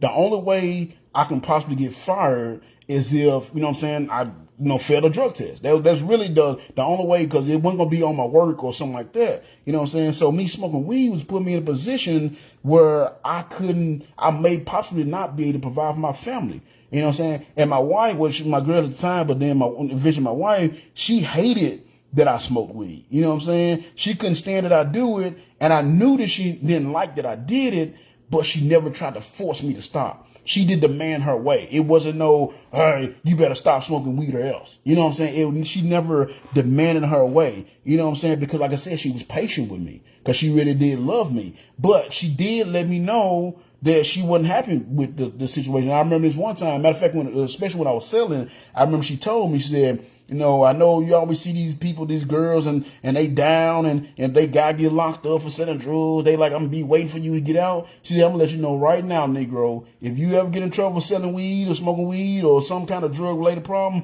I am not gonna be waiting on you when you get out, and you might not even see your kids again. She said, you can do what you want to, you ain't gotta stop, but if you get caught, you on your own. And she told me that, you know what I'm saying? And I kept on smoking, but eventually, I understood what she was saying, you know what I'm saying? And I knew she didn't approve of it. And I eventually understood what she was saying, because eventually, again, once I got to serving the Lord and I really understand the love of the Lord, and I really wanted to start doing more for God, God showed me that as long as I was smoking weed, I would never be able to fully serve him the way I wanted to. The things that I want to do for God, I never could really do. And it was really going to always be a barrier of the power that I can have, that can flow through me because of this drug problem. Because you understand, when you smoke drugs, man, it's a lot of time and effort goes into drugs. First, you got to find out. It's a little bit easier now because it's starting to get, especially when weed starting to get a little legal. It still ain't always legal, but it's a little bit easier now. But back when I did drugs, it was some effort. You know what I'm saying? You got to find a drug dealer that's reliable, first of all. Then, depending on where you stay, you got to drive to them. And especially like when I had moved to Waverly, you know what I'm saying, my closest dealer was like an hour and a half away. So that's an hour and a half driving down to him. And then me, I'm a cool guy. I was always cool with all my dealers. So we end up smoking together and hanging out together. So I spent an hour doing that, then another hour and a half. So that's 3, 4 hours, 5 hours dedicated just to doing drugs. You know what I'm saying? That's time I could have been spending with my family. You see what I'm saying? That's time I could have been spending with my girl. That's why she didn't like me do it. That's time I could have been spending on you. You got to start thinking. When you love somebody, you start thinking about it like that. Man, this drug is taking away from my family. It's taking away from, you know what I'm saying? Taking away from my girl. It's taking away from my kids. But then I started realizing, like I said, the more I started serving God, I realized, like, man, this is taking away from God's time. Like, that's 4, 5 hours. I could have been reading my Bible. I could have wrote 2, 3 sermons. I could have did this. I could have went and witnessed somebody. So when God finally opened my eyes up to that, you know what I'm saying? And then it finally showed me that as long as I was selling drugs, I could never be fully used by him. And once I finally came to that realization, I gave it up. You know what I'm saying? God didn't force me to stop smoking weed. He didn't say, you better stop smoking weed or else. I was still smoking weed. I was still doing work. I just wasn't doing as much as I could do. You know what I'm saying? My wife, she never tried to make me stop smoking weed. But when I finally realized that if I stopped smoking weed, not only would it improve my relationship with my family, it'll also improve my relationship with God and allow him to give me the ability to do more for him. I gave it up. So they never did force me to give it up, because even with God himself, even though he could have demanded his own way, he never demanded his way. He never forced me to stop smoking weed, and my wife never forced me to stop smoking weed, but I finally gave weed up once I realized that I really did love them, and I wanted to show them the same love and patience that they had showed me. So again, back to what I was saying, if you in a relationship with somebody, you know what I'm saying, and they realize your potential, because that's what I realized we was doing for me, was blocking my potential. It was blocking my potential for a good, healthy relationship with my wife. It was blocking my potential for a good, healthy relationship with my kids. It was blocking my potential for a good, healthy relationship with God. Once I realized that, I gave that up, because that's what you do in love. So again, if you got your ways, you just so set in your ways that no matter what your partner try to get you to do, especially if it's going to improve you or your relationship, or they tell you like, hey, this will help you out, this will help the relationship out more if I do this thing, and you're not willing to budge on that, then guess what? You don't really love. Because in love, there's going to be some compromises. There's going to be some things that you're going to do that you normally wouldn't do. There's going to be some ways that you're going to feel that you normally wouldn't feel. There's some things you're going to say that you normally wouldn't say, because that's what love does to you. You know what I'm saying? So if you find yourself not being able to make those compromises, not being able to do those things, then guess what? You don't really love. You see what I'm saying? Another thing it says about love, it says love is not easy. And I told y'all, man, all these can be sermons. Y'all know how I get down. These can be sermons, but I'm not going to do a whole deep sermon on love. I just want to give an overview of what love is, so people understand they're not really in love like they think they are. So again, it says next, it says love is not irritable. You know what I'm saying? It's not easily provoked. You know what I'm saying? Love is not irritable, and it keeps no record. You know what I'm saying? Boastful pride rule. Love does not demand its own way. Love is not irritable, and it keeps no record of when it's been doing wrong. You know what I'm saying? It's not easily provoked. You see what I'm saying? Well, it said over there, not easily provoked. But love is not easily provoked. You know what I'm saying? And there's a quote in Psalms 119, 165. It says, great are they. I'm misquoting. I should have wrote it down. It said, great are they that delight in thy law, and nothing shall offend them. You know what I'm saying? So it basically said, if you really love the law of God, you really love God, and you really love his word, then no matter what happens to you, no matter what somebody do to you, you're not going to be offended. You know what I'm saying? So that's why we can tell. So in a word, when you're in love, you're not quick to get angry. You know what I'm saying? That's where that patience come out. You're not quick to get angry. You know what I'm saying? If somebody your partner do something that you're not happy with them doing, even if they've done a million times, you're not going to be quick to get angry. You're not going to go off, because you really love that person, because that's where that person come into play. And that's how we know that if you look at our world and you see the problems that we have in the world today, you know what I'm saying? Everything that's going on in the world today, and my cousin actually posted this earlier. He said, man, there's no love no more. You know what I'm saying? And I told, I said, cuz, it's funny you said that. I'm actually preaching on love tonight. And I said, hopefully, I don't know if he's on here because I can't see if nobody on here or not. I hope my signal's strong enough. But, you know what I'm saying? But I said, man, cuz, I'm actually preaching about that tonight. And that's honestly why you can tell there's no love in the world today, because everybody's offended by everything. You can fart the wrong way and it's going to offend somebody. You know what I'm saying? You know what I'm saying? And like I said, being where I'm from, I was considered soft because I never was quick to get upset and to fight, you know what I'm saying? Because I wasn't easily provoked. And again, I used to hate myself for that because I thought I was just being weak. But in reality, it's just because I love people. I'm not going to let you do some little silly stuff, just some, you said the wrong thing or looked at me the wrong way, make me bash your face in. It's going to have to be, it's going to take more than that to get a rise out of me. But if you easily provoke, if the smallest little thing, not being in the right way, the right detail, gets you all upset, then guess what? You don't really love that person. You know what I'm saying? You don't really love that person. Like I said, when I'm Memphis, where I'm from, and I was the soft guy. I never got easily provoked. But you know, my brother and other guys in my neighborhood, man, I'm telling you, you even look at them the wrong way. You know, they go up the handle. You can literally lose your life. You accidentally cut them off in traffic. Like I know folks folks that have really done that. Somebody cut them off in traffic. They followed that person and shot that person when they got to the stoplight because of something. We hear it all the time, road rage and stuff like that. Why do people have this road rage? You know what I'm saying? Why do people no longer care about another person's life? You know, my cousin talked about earlier. You know what I'm saying? When we grew up, man, everybody took care of each other in the neighborhood. The old ladies, I always made sure the old ladies. I remember there was this guy, and they used to say my grandma, he's my grandma's boyfriend, but it was this old man that was living in our neighborhood. His name was Mr. Eugene. Never forget it. And my grandma she'll cook, and whenever the leftovers we have, she would always put them in a bowl and have me take them over to Mr. Eugene.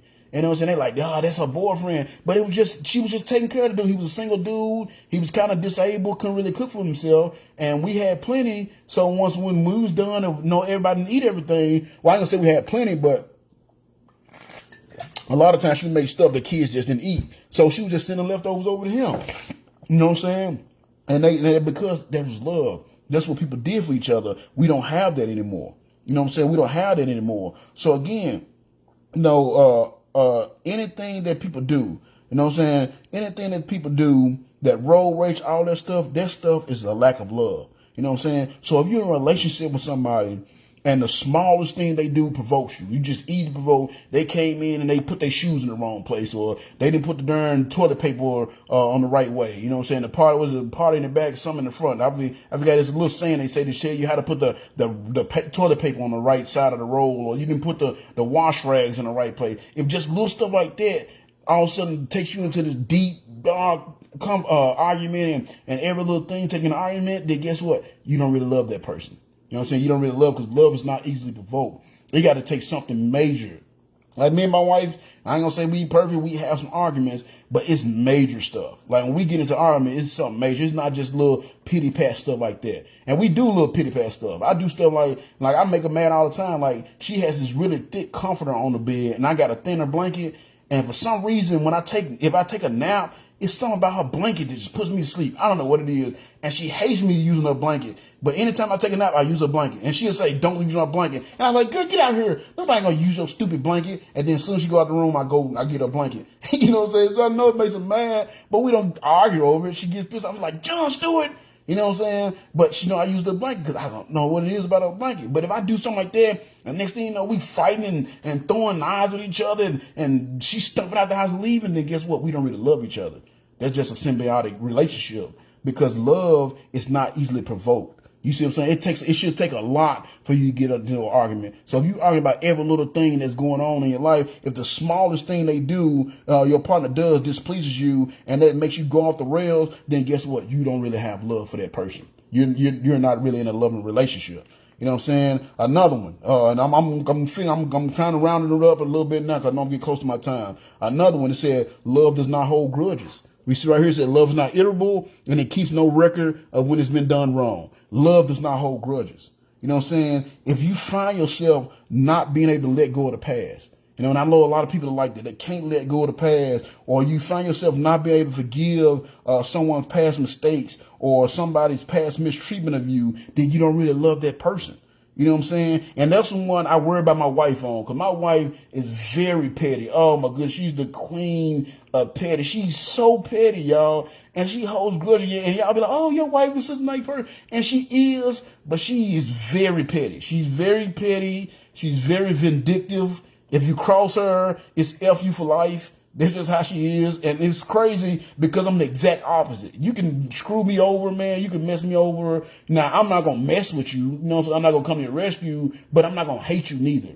And if you find it in your heart and you ever come to me and you're like, hey, man, I messed you over, you forgive me, I'm willing to do that. Not my wife. Once you cross her, bro, that's it. I'm letting y'all know now. If you cross my wife, if you've ever crossed her before, just leave alone. She does not love you anymore. She has no love for you, because that's not love. She's very vindictive. You know what I'm saying? And I'm not like that. So I guess that's why we work, because we balance each other out. Because I'm always about to forgive, baby. Let the stuff slide. And she's like, hell no. You know what I'm saying? She won't bring down fire from heaven to burn you up because you crossed her. You know what I'm saying? That's how she is. So I worry about her on that. You know what I'm saying? But I'm not like that. I'm very forgiving. You know what I'm saying? I let a lot of stuff slide. Like, you know what I'm saying? If y'all know my testimony, y'all know that I was molested as a child. You know, I was molested and I was raped for years by two different men in my family. And that's part of my testimony. But even now, as a servant of God, I actually find myself wanting to have a conversation with these guys, not to talk about what happened, but I don't know if they're saved or not. I don't know if they've ever accepted Jesus Christ as their Savior. So, you know what I'm saying? So I still find myself want to reach out to these guys, not to talk to them and bring up the past, but to even see if they saved, because I actually love them. I've forgiven them for what they've done. Now, don't get me wrong. I'm not going to go hang out with them, and I'm definitely not going to let them around my children. You know what I'm saying? I'm not that stupid, but I still have love for, I'm not holding grudges. You know what I'm saying? It's power in being able to let that stuff go, man. And that's what people don't realize, though. I tell my wife all the time, you're actually hurting yourself because you're holding on to these grudges. You're hurting yourself because you're holding on to the past. You got to let that stuff go, because as long as you hold on in the past, you're going to be stuck in the past. You're never going to be able to go forward. You're never going to be able to work on your future because you're still upset about the past. It's power in being able to let that stuff go. Now, y'all remember earlier I was talking about Joseph, the story of Joseph and his brothers. You know what I'm saying? Now, his brothers, the other part of the story, his brothers hated him so much that one day they sold him into slavery. They actually sold him into slavery and sent him, and he went to Egypt as a slave, and he spent 20 years in Egypt as a slave. Now, of course, God was with him, and a lot of stuff happened because that ain't the point of the story, but he ended up becoming the second most powerful man in Egypt after a certain amount of time. But it was after 20 years of being a slave. He was a slave for a certain amount of years, and then his slave master's wife wanted to have sex with him, and he wouldn't have sex with her, so she lied and said he tried to rape her. So his master threw him in jail, and he was in jail for like 5 or 10 years. But then eventually he did something for Pharaoh. He interpreted a dream for Pharaoh, and he became the second most powerful man in the world at the time. And then what happened, his brothers ended up needing him. And his brothers, now they hadn't seen him in 20 years. They thought he was dead. They didn't know, and they didn't realize it was talking to him. And they came humble with what they had in their hands, so to speak, you know what I'm saying, to begging him for help. And you know what I'm saying? And when he finally revealed himself to him, they were scared as hell. They're like, oh my goodness, like we sold this nigga into slavery. I know he's going to be upset. Like, what he's going to do to us? And what he said, man, don't even worry about it. He wasn't holding that grudge. He said, don't even. Now, he did put them through a little test to see if they had changed their ways. He did do a little test. But once he saw they passed the test and they came to him like, man, you know, Dad said that you need to kind of let us slide. You know what I'm saying? He's like, no. He said, man, don't even worry about that. He said, the things that y'all meant for evil, God meant it for good. He said, because y'all sold me into slavery, I was able to come down here to Egypt and set up this little system where we can have food during this drought. And now I'm able to protect your lives and the lives of all of our family. Don't even worry about it. See, he didn't hold that grudge. And because he didn't hold on to that grudge, it gave him a certain power. And that's what love does. If you hold on to grudges and you got this spite in your heart towards this person because they've done you wrong, then you're actually hurting yourself because that person probably ain't even thinking about you. You know what I'm saying? But yet you letting all them thoughts and that anger and bitterness in your heart keep you from moving forward. So you're actually hurting yourself because you're not going forward and you're not displaying love. You see what I'm saying? And it's the same way, like, I told y'all earlier, I got fired. When I got fired, it was several people came to me and told me I need to file a lawsuit. Oh man, he's racist. You know what I'm saying? That's racist. Cause it was like four people that this guy's got rid of since he's been there. He's only been there a couple of years. All of them have been people of color. There was this one African guy that he fired.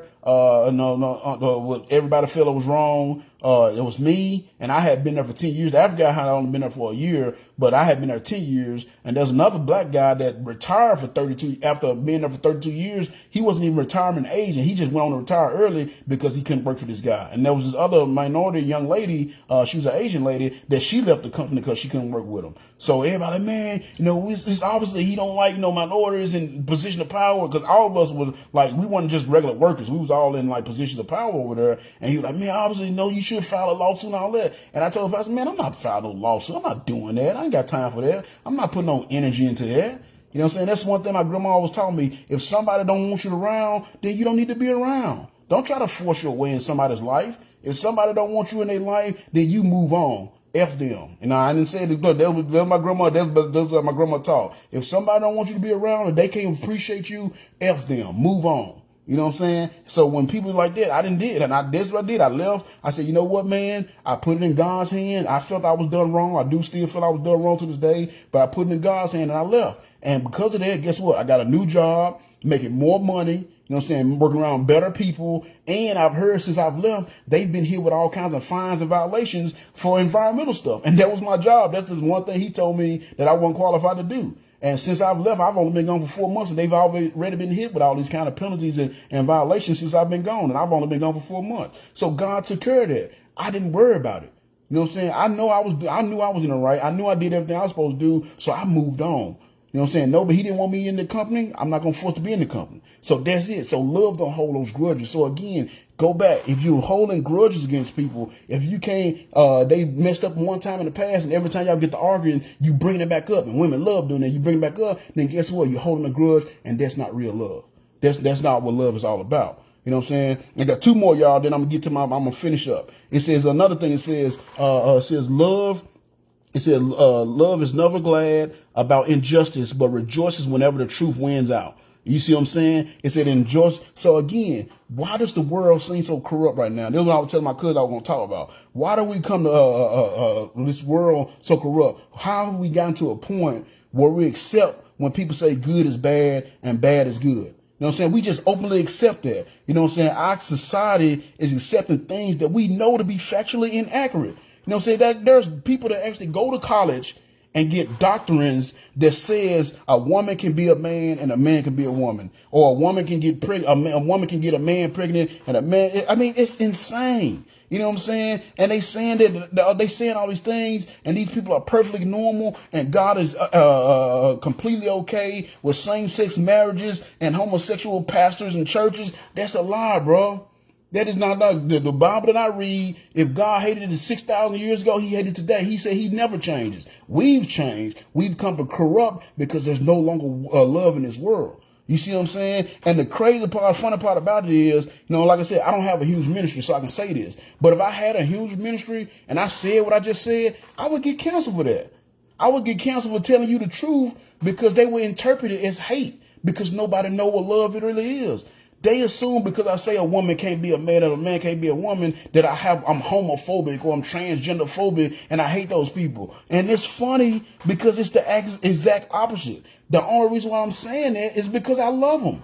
If you love somebody and you see them on the wrong path, you see them doing wrong and you don't warn them and you don't say something to them about it, then you don't love that person. You hate that person.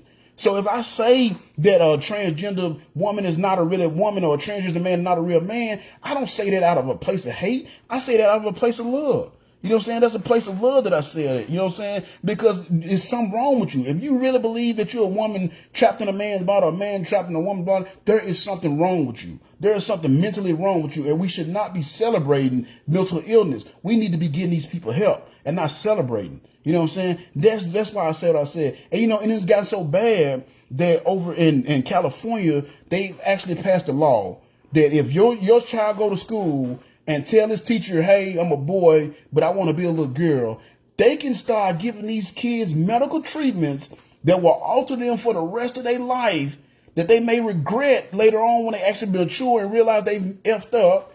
And they can do that without even consenting you. And if your child tell you that they're a boy or a girl or want to be the opposite and you don't confer with them, you can go to jail. They can take your child from you. And to me, that is injustice at the highest. You know what I'm saying? That is the government stepping in and doing stuff that they have no business doing. That's not for their place for them to run your household. Now, when that child get 18 or 21, they can legally do what the hell they want to. But as long as they in my house and they under 18, they underage, the government should have no say so. So for them to have laws saying that the teachers can give your child this life-altering treatment and not even alert you about it, to me, that is injustice. And I'm going to always speak out to that because I love y'all. You see what I'm saying? Because what did it say? It said loves is never glad about injustice, but rejoices whenever the truth wins out. And the truth is a man can't be a woman can be a man. And God didn't make two men to be together, and he didn't make two women to be together. You know what I'm saying? Now, of course, it's sin is sin. God didn't make a woman and a man to be together having sex, and they're not married. You know what I'm saying? That's a sin as well. So it's all sin, but it's all truth. And I'm going to tell you that because I love you. You know what I'm saying? And I can say it because I have a little small ministry and I ain't got to worry about too many people watching this video and getting canceled. But that's the sad part. If I did have a huge ministry, if something did magically happen and this video went viral tomorrow, you know what I'm saying? I would have all kind of hate mail and my page would begin blowed up because people call me a hater when really I'm telling them the truth because I'm loving them. You know what I'm saying? I'm telling them the truth because I love them. You see what I'm saying? And that's not why I do it. You know what I'm saying? I tell you that because I want you to change. I want you to understand what God has for your life. I want you to be a better person. And more importantly, I want you to be able, when I get to go through that door called death and I'm hanging out in heaven, I want to hang out in heaven with you.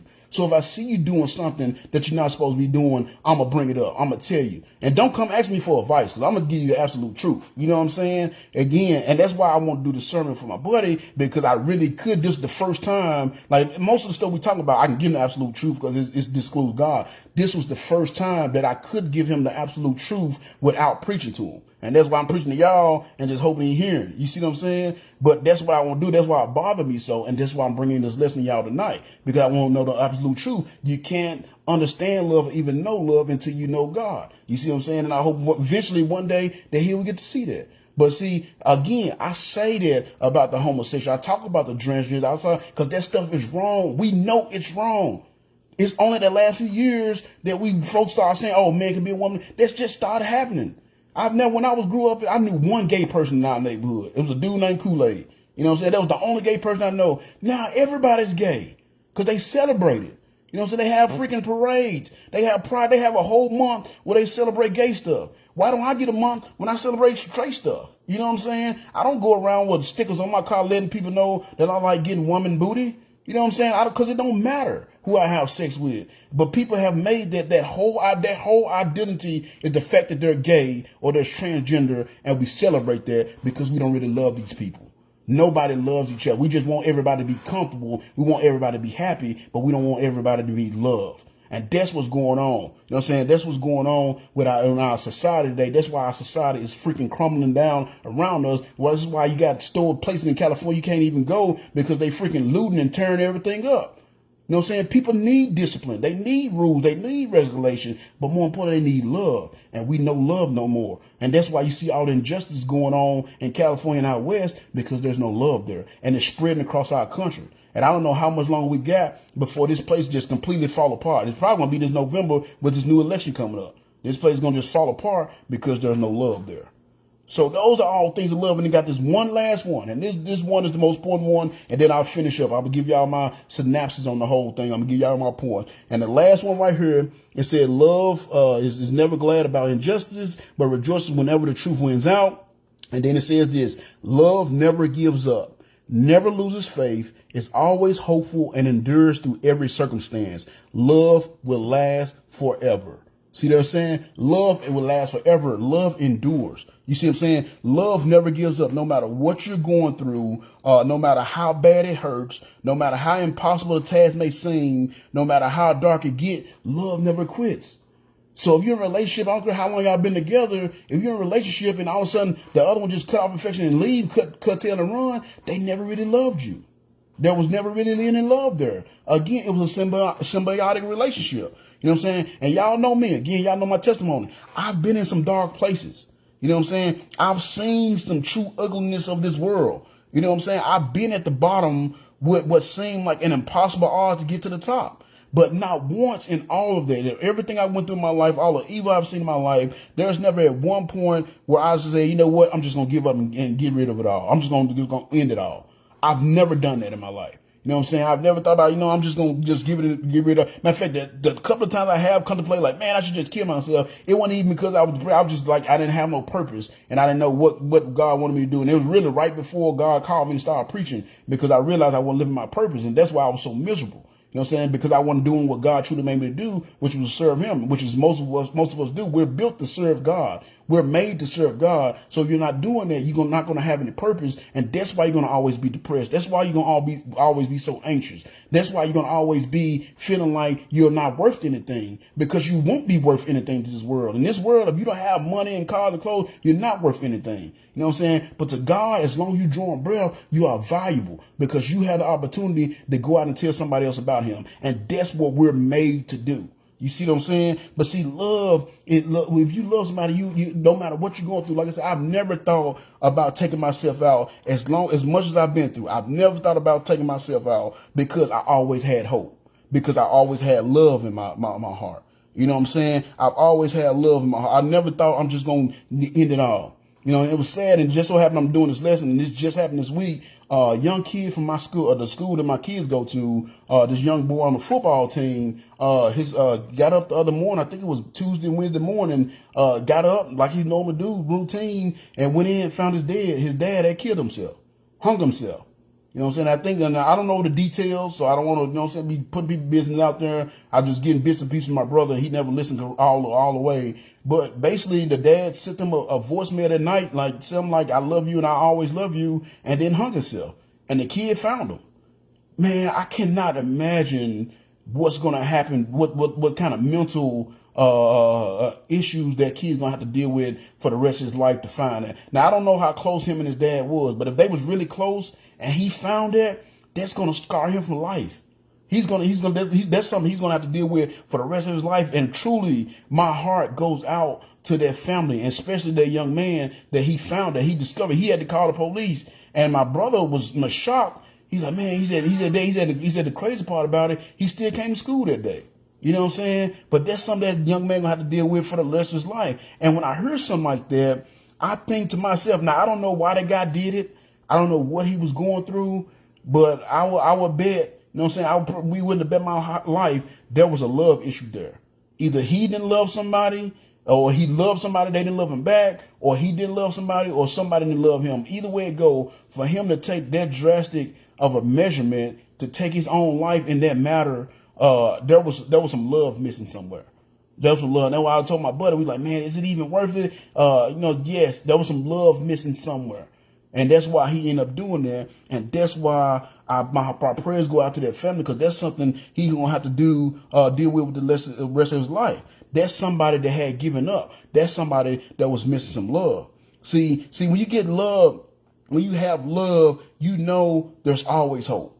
You know what I'm saying? You know that it might not work out the way it wants to, but it's going to work out. And that's what you got to understand. It might not work out the way you want to, but it's going to work out. I remember Andre 3000, he had the song, is Hey Ya, and he had this line. He said, if nothing lasts forever, what makes love so different? He said, if nothing lasts forever, what makes love so different? And what makes love different is God is love, and God lasts forever. So that's what makes love different. Love is going to last forever, because that's what it said right there. It said there are three things that will endure: faith, hope, and love, and the greatest of these is love. See, love lasts forever because, again, God is love. And that's why I say you can never really truly know love without knowing God. So that's the intro. So again, back to my question. I'm gonna answer my question. Answer the original question, the original sermon, and then I'll be done. You know what I'm saying? I'll finish up. Should take another 5-10 minutes, and I'll be done. So again, back to the original question: why do fools fall in love? Why do fools fall in love? There are two reasons why the fools fall in love. One, we actually do it for the pain and the hurt. We do it for the pain. That sounds preposterous. Like, why the hell would I want to do something that's going to hurt me? We do it for the pain and hurt. Because the thing is, this is what you got to understand. This is something you have to understand.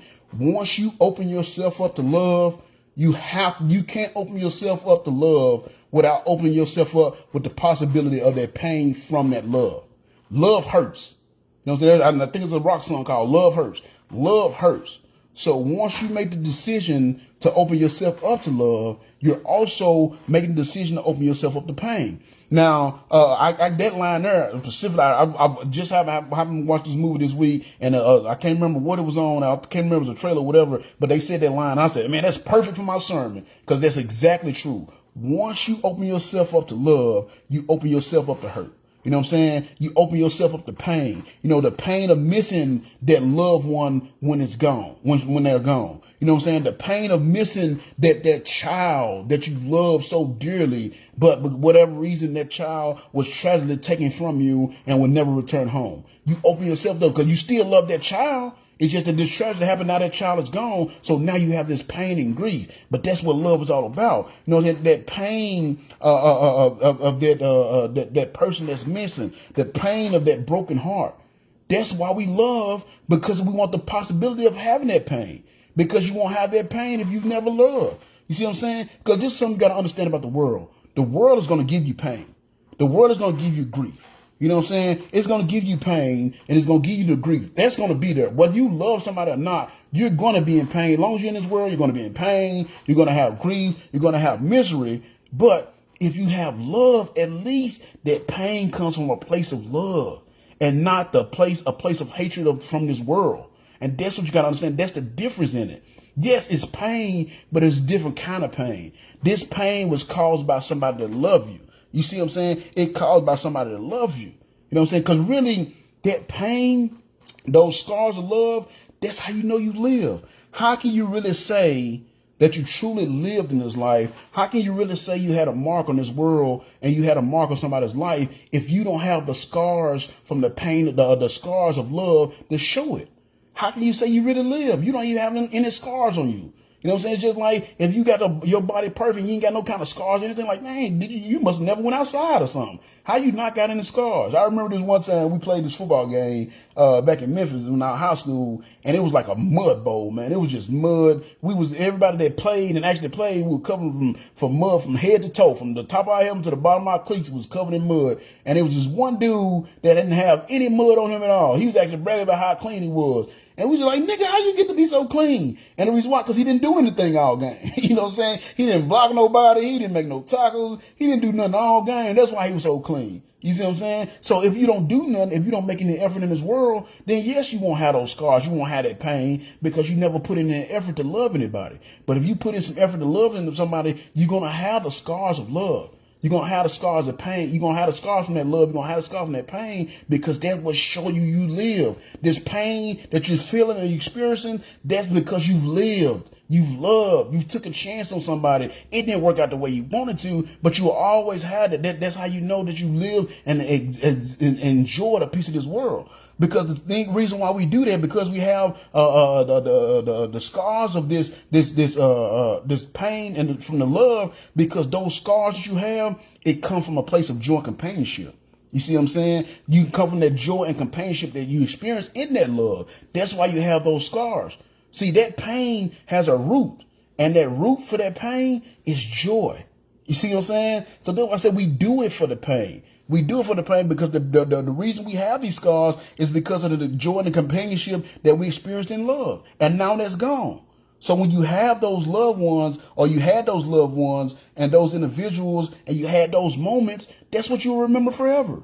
You know, so I was talking to my buddy earlier, and he didn't realize it, but I did. And like I said, like everything we talked about earlier, because I've been over for a little while, was actually in my, I said, man, I'm going to do a sermon tonight, and everything we're saying is in my sermon. He didn't realize, yes, he was going through the memories, and he was looking at it from a sad point of view because he was hurting, but those are memories he have forever. Those were good memories. He was like, oh, man, I remember she did this. I remember she did that. You know, so I remember when this happened. I remember when that happened. And he don't realize, man, that stuff, it hurts now because she can't do those things no more. But think about when she was doing those things. Think about those moments when she was doing those things. You got to enjoy those moments. Had you never met her, had you never loved, you never would have had those moments in the first place. So you never really lived. You see what I'm saying? But he was enjoying it. He was thinking about it. He didn't even realize he was doing it. But again, I realized he was doing it. He was remembering. And that's what he's saying. Like, man, I'm going to miss this because she did this.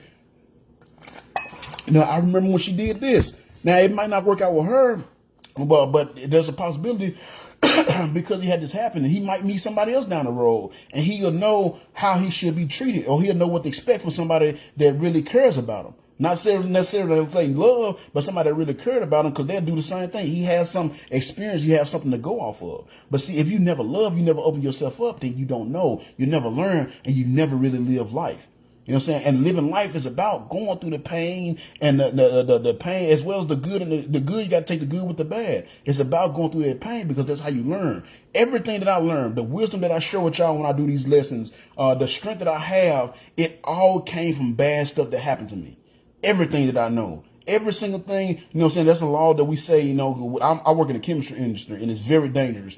And there's a rule, and there's all these weird rules. And you're like, why the hell do we got to do this? You know what I'm saying? It don't even make sense because of OSHA. Why we got to do this?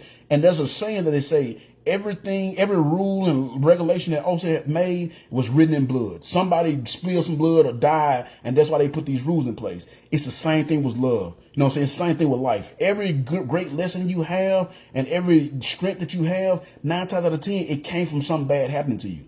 And it taught you, I'm never going to do that again. You see what I'm saying? And you take that gamble with love. So why do fools fall in love? We do it for the pain and hurt, or more specifically, the possibility of that pain and hurt. Because that pain and hurt, like I said, is rooted. The source of that pain and hurt comes from the joy that you experienced when you was in a relationship with that person. It comes from the companionship that you experienced in a relationship with that person. And those are the moments that make life worth living. You know what I'm saying? And they are also the moments that hurt the most when they are gone. So we do it for the pain, as odd as that sound. You know what I'm saying? Those moments, they it's a gift and a curse. They make life worth living. They make you feel purposeful. They make you feel joy. But also, they're going to hurt you the most once they're gone. And that's why we love, because we do it for that pain. You know what I'm saying? And there's also, I'm almost done. I'm rounded up here. You know what I'm saying? And that's because, again, there was a quote that I read. It was this quote I read in my mama's yearbook. It was a while ago, and it was funny. It was so powerful. As a young person, I read this quote, and then again, it got based off of what my friend asked me, why do you love in the first place? I read this quote, and it stuck. It was so powerful and it stuck with me that when I signed yearbooks my last year before I graduated, I wrote in all the books that I signed, especially the women's book. And the quote, it said, "To love is nothing. To be loved is something. but to love and to be loved is everything. That's powerful. Get that again. He says, to love is nothing. To be loved is something, but to love and to be loved is everything. Love is what makes us, love is what gets us out of bed. And if you never experienced love in your life, that's a miserable existence. And like I said, I took that quote and I signed that in the yearbook. So yes, love hurts. You know what I'm saying? But me personally, you know what I'm saying, there's a statement. I'd rather to have loved and lost than to have never loved at all. You know what I'm saying? I'd rather to have loved and lost than never loved at all. So yes, it hurts, it sucks, but I'd rather have had that pain, because I know, again, that pain comes from a source of joy and companionship. I'd rather have had that to never have known joy. I never have known true joy, or never have had a companion that was worth giving my whole heart to. So don't be afraid to love with your whole heart. Don't be afraid of love. Yes, it's going to hurt. That possibility is there, but just make sure when you do love, it's somebody that's capable of reciprocating that same love back. You know what I'm saying? That's the problem. A lot of time we love, but we love the wrong person. A lot of time we put in all this effort and this time and this energy, but it's toward the wrong person. You see what I'm saying? So if you're going to love with your whole heart. I don't think no problem with that, but make sure you're going to love somebody that's capable of reciprocating that same love back. And so far in this world, there's only one person that I've found that's worth that. And that takes me to my next point. And that's why I said I couldn't tell my guy the whole truth, because it takes me to my next reason. So the first reason we love, we do it for the pain. We do it for the hurt. You know what I'm saying? Or like I said, the possibility of the pain and hurt, because that's rooted in joy and companionship. But the second reason why we do it, because we were made to. We were made to love. And see, that's what I couldn't tell my friend, because he don't believe in God. So since he don't believe in God, he don't believe that we were made. So that's why when I initially told him where we were meant to love, what I really wanted to say, we was made to love. You see what I'm saying? Because we were made in God's image. And I've already said it 3-4 times. God is love. So we're actually made to love someone else. That's why I say, if you ever live a life and you've never loved, that is a miserable existence, because you were actually made to love. But the thing is, you were made to love God. And that's the problem. We've gotten to the point where we love this world first before we love God. And sometimes we love this world so much that we don't even love God. You know what I'm saying? And that's what a lot of situations with a lot of people is. And that's been on the rise. Atheism has been on the rise here lately. Paganism has been on the rise. I go out knocking on doors every single Saturday. I can't tell you how many people I came across that are said they witches, or they practice witchcraft, or they're pagan. I met this guy that said he was a pagan priest one time. I had a conversation with him. You know, cool guy. You know, it's the crazy part. Cool guy, because I can talk to anybody. You know what I'm saying? Why? Because they love the world more than they do God. And see, and that's why I couldn't tell my partner the whole truth, because he don't believe that we were made. And because we don't believe in made, I couldn't tell him that we were made to love. That's why I had to say meant to love. You know, both of them are M's, but there are two different definitions. Meant is like, oh, there's something that you do because of, you know what I'm saying, what do they call it? Fate or whatever. But in reality, made means that there is a designer that made you, which is God. And when he made you in his image. And because he's love, you're made to love. And that's what we're made to do. You know what I'm saying? And because we're made to, you know what I'm saying? Because he don't believe there's God, he definitely don't believe in Jesus, and he definitely don't believe that Jesus came down this earth and, you know, in the form of a man, God in the form of man, and died on the cross for our sins. And the sad part about that is, because he don't believe in those things, he don't understand. He's missing out on one of the most complete pictures of what true love is, what Jesus did for us when he died on the cross and shed his blood so our sins could be forgiven. There is no more of a clear picture of what true love is than what he did. And because he don't believe in God, he don't believe in that. So that's why I couldn't really discuss why people fall in love, because he don't really believe in the reason why people fall in love. One of the main reasons, one is because of the potential of that pain and hurt. But two is because we was made to, because we were made in God's image. So until a person is ready to accept the love that Jesus displayed when he made that sacrifice, until they really ready to accept Jesus Christ in their life, then guess what? They're never really ready to truly accept love. And they're never really going to know true love, because they don't know the source of what love is. So yes, they might be in a relationship. They might have spent a long time in a relationship. They might have had a symbiotic relationship, but that's all it was. It was a symbiotic relationship. It never was love. You know what I'm saying? It never was love. It was just symbiotic relationship. And unfortunately, one of the people in that relationship felt they no longer need the other one. And since there was no true love there, it left because it said love would last forever. And that's why it didn't last forever, because there never was love there. So if you're willing to accept this real act of love, this real act of true love, and trust Jesus Christ your Savior, then everything else and everyone else will fall into place. Matthew 6:33 says this. He says, seek ye first the kingdom of God and all of its righteousness, and the rest of these things will be added unto you. That's what Matthew 6:33 says. Seek ye first the kingdom of God and all of its righteousness, and all the rest of these things shall be added to you. In other words, if you make God your first love, if you make Jesus Christ your first love, then you're not going to have to worry about this world. You're not going to have to worry about money. You're not going to have to worry about your job. You're not going to have to worry about your girl leaving you. You're not going to have to worry about none of that stuff. Make God your first love. Make that your priority, and everything else will fall into place. And that's what I've been doing for the last 20 years of my life. That's exactly what I've been doing. I've been putting God first. I've been making sure that everything I do it for God. God is my priority. And as long as I've been doing that, my life has been going great. And I've had some problems. Like I said, my wife is down right now. I got this truck that I'm still in debt with. I ain't even paid the loan off. And I've had to replace the transmission twice and the motor once. You know what I'm saying? Hurting me. I was just starting to get some money in my pocket, start paying back some people I owe, and this happened. You know what I'm saying? So I've had some problems, but my life has been wonderful. My life has been magnificent because my love for God has taken care of all that. Yes, I love the love of my wife. It helps. It supports me. The love of my kids support me. But if something happened and they was all taken away from me in an instant, I'm going to hurt for a little while. Because like I said, that's part of love, the hurt and the pain that comes from losing them. So I'm going to hurt. I'm not going to say it's not going to be anything, but I'm not going to give up because I still have hope, because I know what true love is. And true love is found in the Word of God. It's found in the life that's dedicated to Jesus Christ. So the end, why do fools fall in love? 2 reasons. 1, we do it for the possibility, like I said earlier, we do it for the possibility of that pain, because there's joy and companionship at the source of that pain. That's where that pain comes from. The joy and companionship that you experienced when you were in love.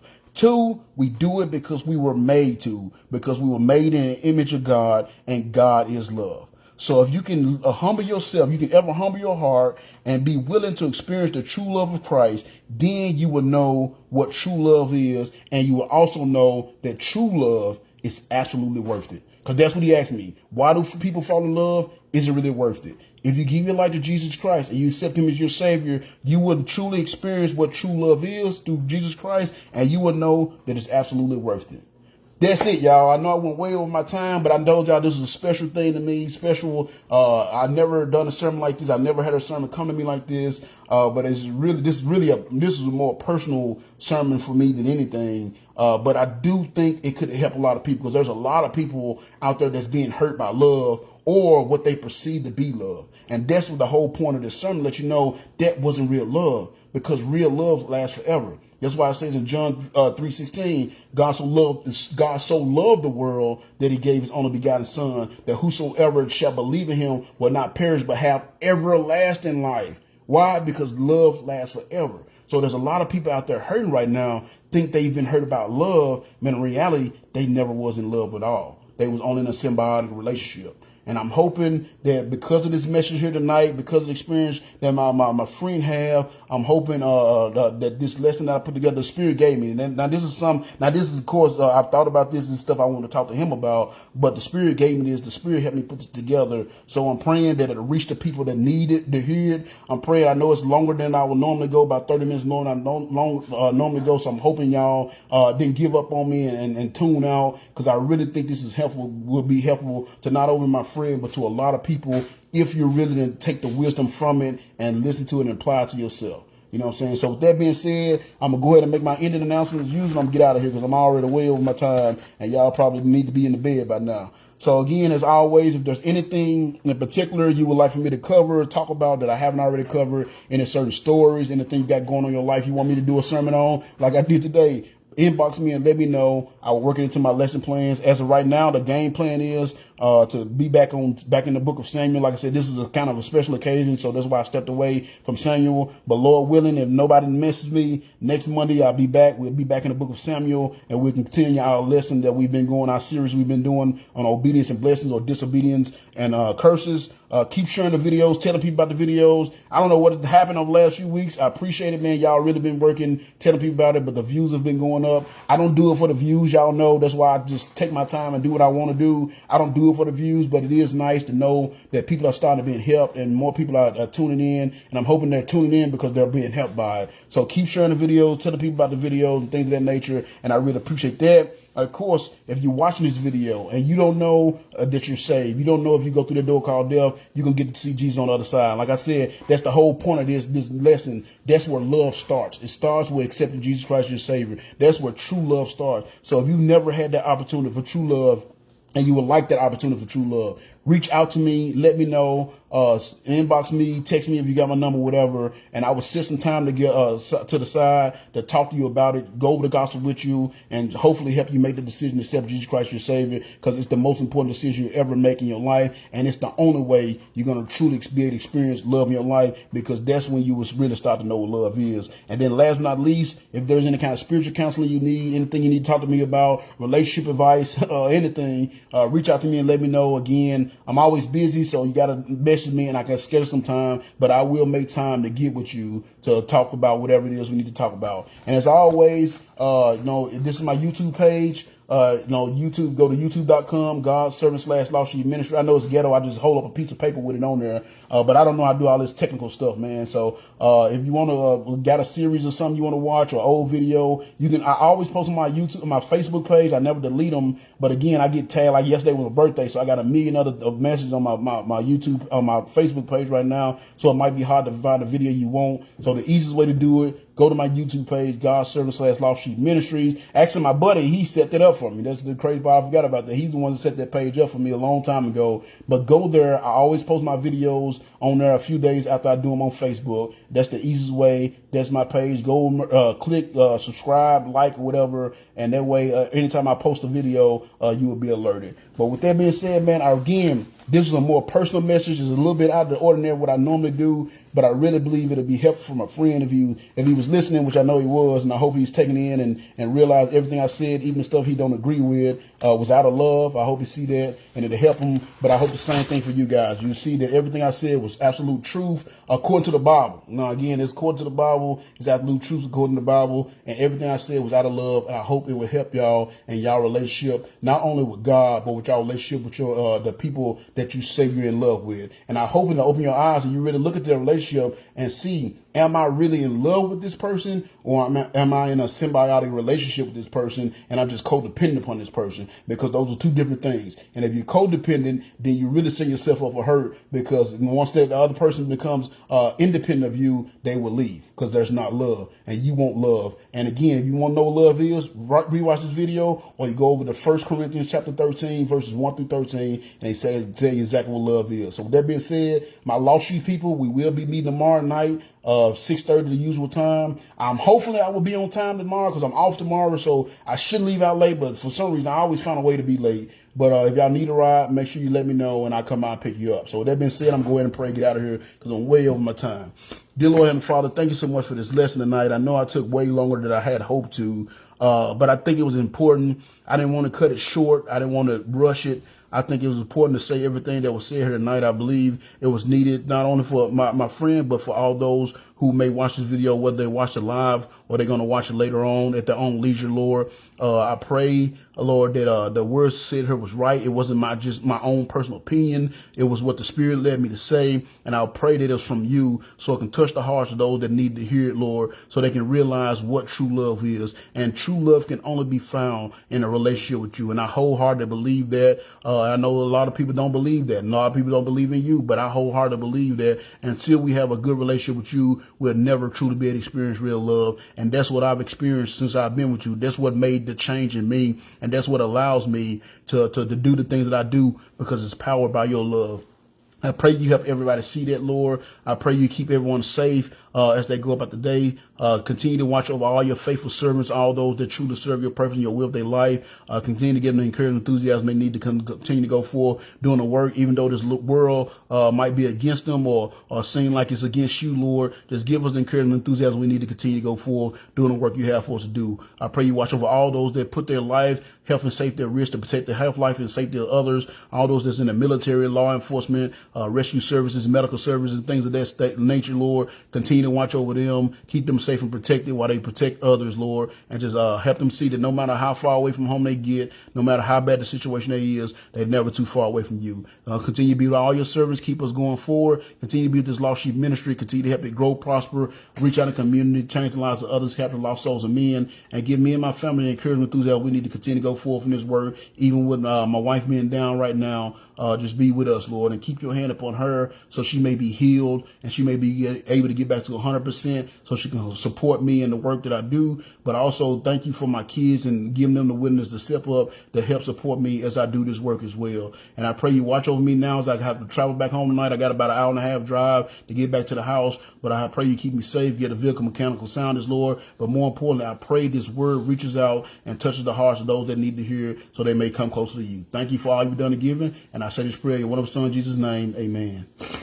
So I appreciate, sorry about that. The snot started to come out, y'all. Appreciate y'all for being here. Appreciate y'all that hung in, even though it's longer than my normal time. Again, I pray this helped all of y'all. And if you came in late, I saw some people, like I said, when mine, I can't tell when people come in or whatever, but if you came in late and you felt what I was saying, please go back and watch. I think this is a very important video. I think it'll help a lot of people. Please go back to the beginning and watch this video, not just so I can get the views, because I want y'all to get the help. And tell others about this video. If you know anybody else that's out there hurting right now because of love, have them watch this video, and hopefully it'll help them start to heal and go on, start about the process of moving on. But until next time, man, thank y'all for hanging in there with me. I know it's a little long video, but I'm on vacation, so I don't care because I don't have to get up tomorrow. But I appreciate y'all that's hung in here, even though it's a little bit later than normal. I appreciate y'all. I love you all. As always, continue to pray for me. I continue to pray for y'all. And remember, every day you wake up, don't go into this world unless you watch your back and pray. Until next time, I love y'all. Peace.